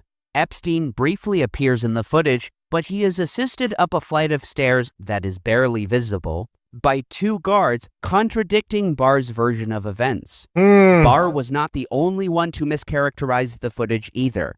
Then Deputy FBI Director Dan Bongino gave a similar summary to Fox News before the video's release. There's video clear as day. He's the only person in there and the only person coming out. You can see it. Epstein is seen for the first and only time on camera at 7:49 p.m. when the Department of Justice said he was escorted to his cell from another wing of the unit. It's important to note here, you don't actually see Epstein ascend the stairwell to his cell block. But with the primary entrance here, the pathway from the entrance to the stairs is completely out of view of the camera. The Department of Justice has recently announced the end of their Epstein files release. A statement from the Office of the Deputy Attorney General reads, "The department's collection efforts resulted in more than 6 million pages being 2.5 years to kill his best friend. Potentially responsive. The department is releasing the over 3 million responsive pages, including more than 2,000 videos and 180,000 images. Combined with prior releases, this makes the total production nearly 3.5 million pages released in compliance with the Act. The other 2.5 million pages are, according to DOJ, duplicative, non-responsive pages. Notably absent are the names of co-conspirators and members of Epstein's inner circle. Moreover, as with previous releases, some documents are entirely blacked out, including this one running 82 pages. More than once, over the course of the Epstein file disclosures, it was observed that documents naming Trump were at various points inaccessible on the DOJ website. On December 20th, some 16 photos were removed from the website, including one which showed 2 printed photographs of Trump. One of them showed Trump and his wife Melania, Ghislaine Maxwell, and just the top of Jeffrey Epstein's head. Another showed Trump with several women or girls. Following backlash over the photo's disappearance, it was made available again 2 days later. Just recently, the department pulled a document containing tips from the public accusing the president of committing horrifying acts with Epstein and other high-profile celebrities. The New York Times took this approach with the material. The files appear to contain at least 4,500 documents that mentioned Mr. Trump. One was a summary that officials at the Federal Bureau of Investigation assembled last summer of more than a dozen tips from members of the public involving Mr. Trump and Mr. Epstein. It is unclear why the investigators put together the summary, which includes accusations of abuse by Mr. Epstein and Mr. Trump. The emails did not include any corroborating evidence, and the New York Times is not describing the details of the unverified claims. However, this particular document was subsequently unavailable, almost guaranteeing accusations of a cover-up of some of the most harrowing accusations. It has since been reinstated, again following backlash.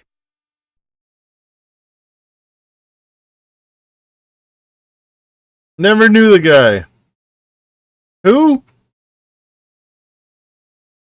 Imagine, like, you know, you get elected president and then like your best friend's in prison, you know, and then you're like, oh shit, I only have 2 more years as president.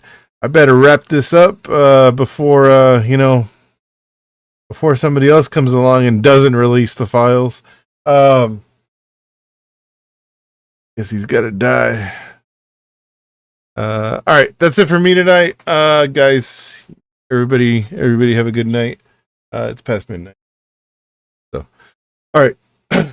Maybe we'll do it tomorrow. I don't know. The Monday stream, the Monday afternoon stream was really good. So gonna look forward to doing that again, hopefully. All right, guys. Y'all have a good night. See you.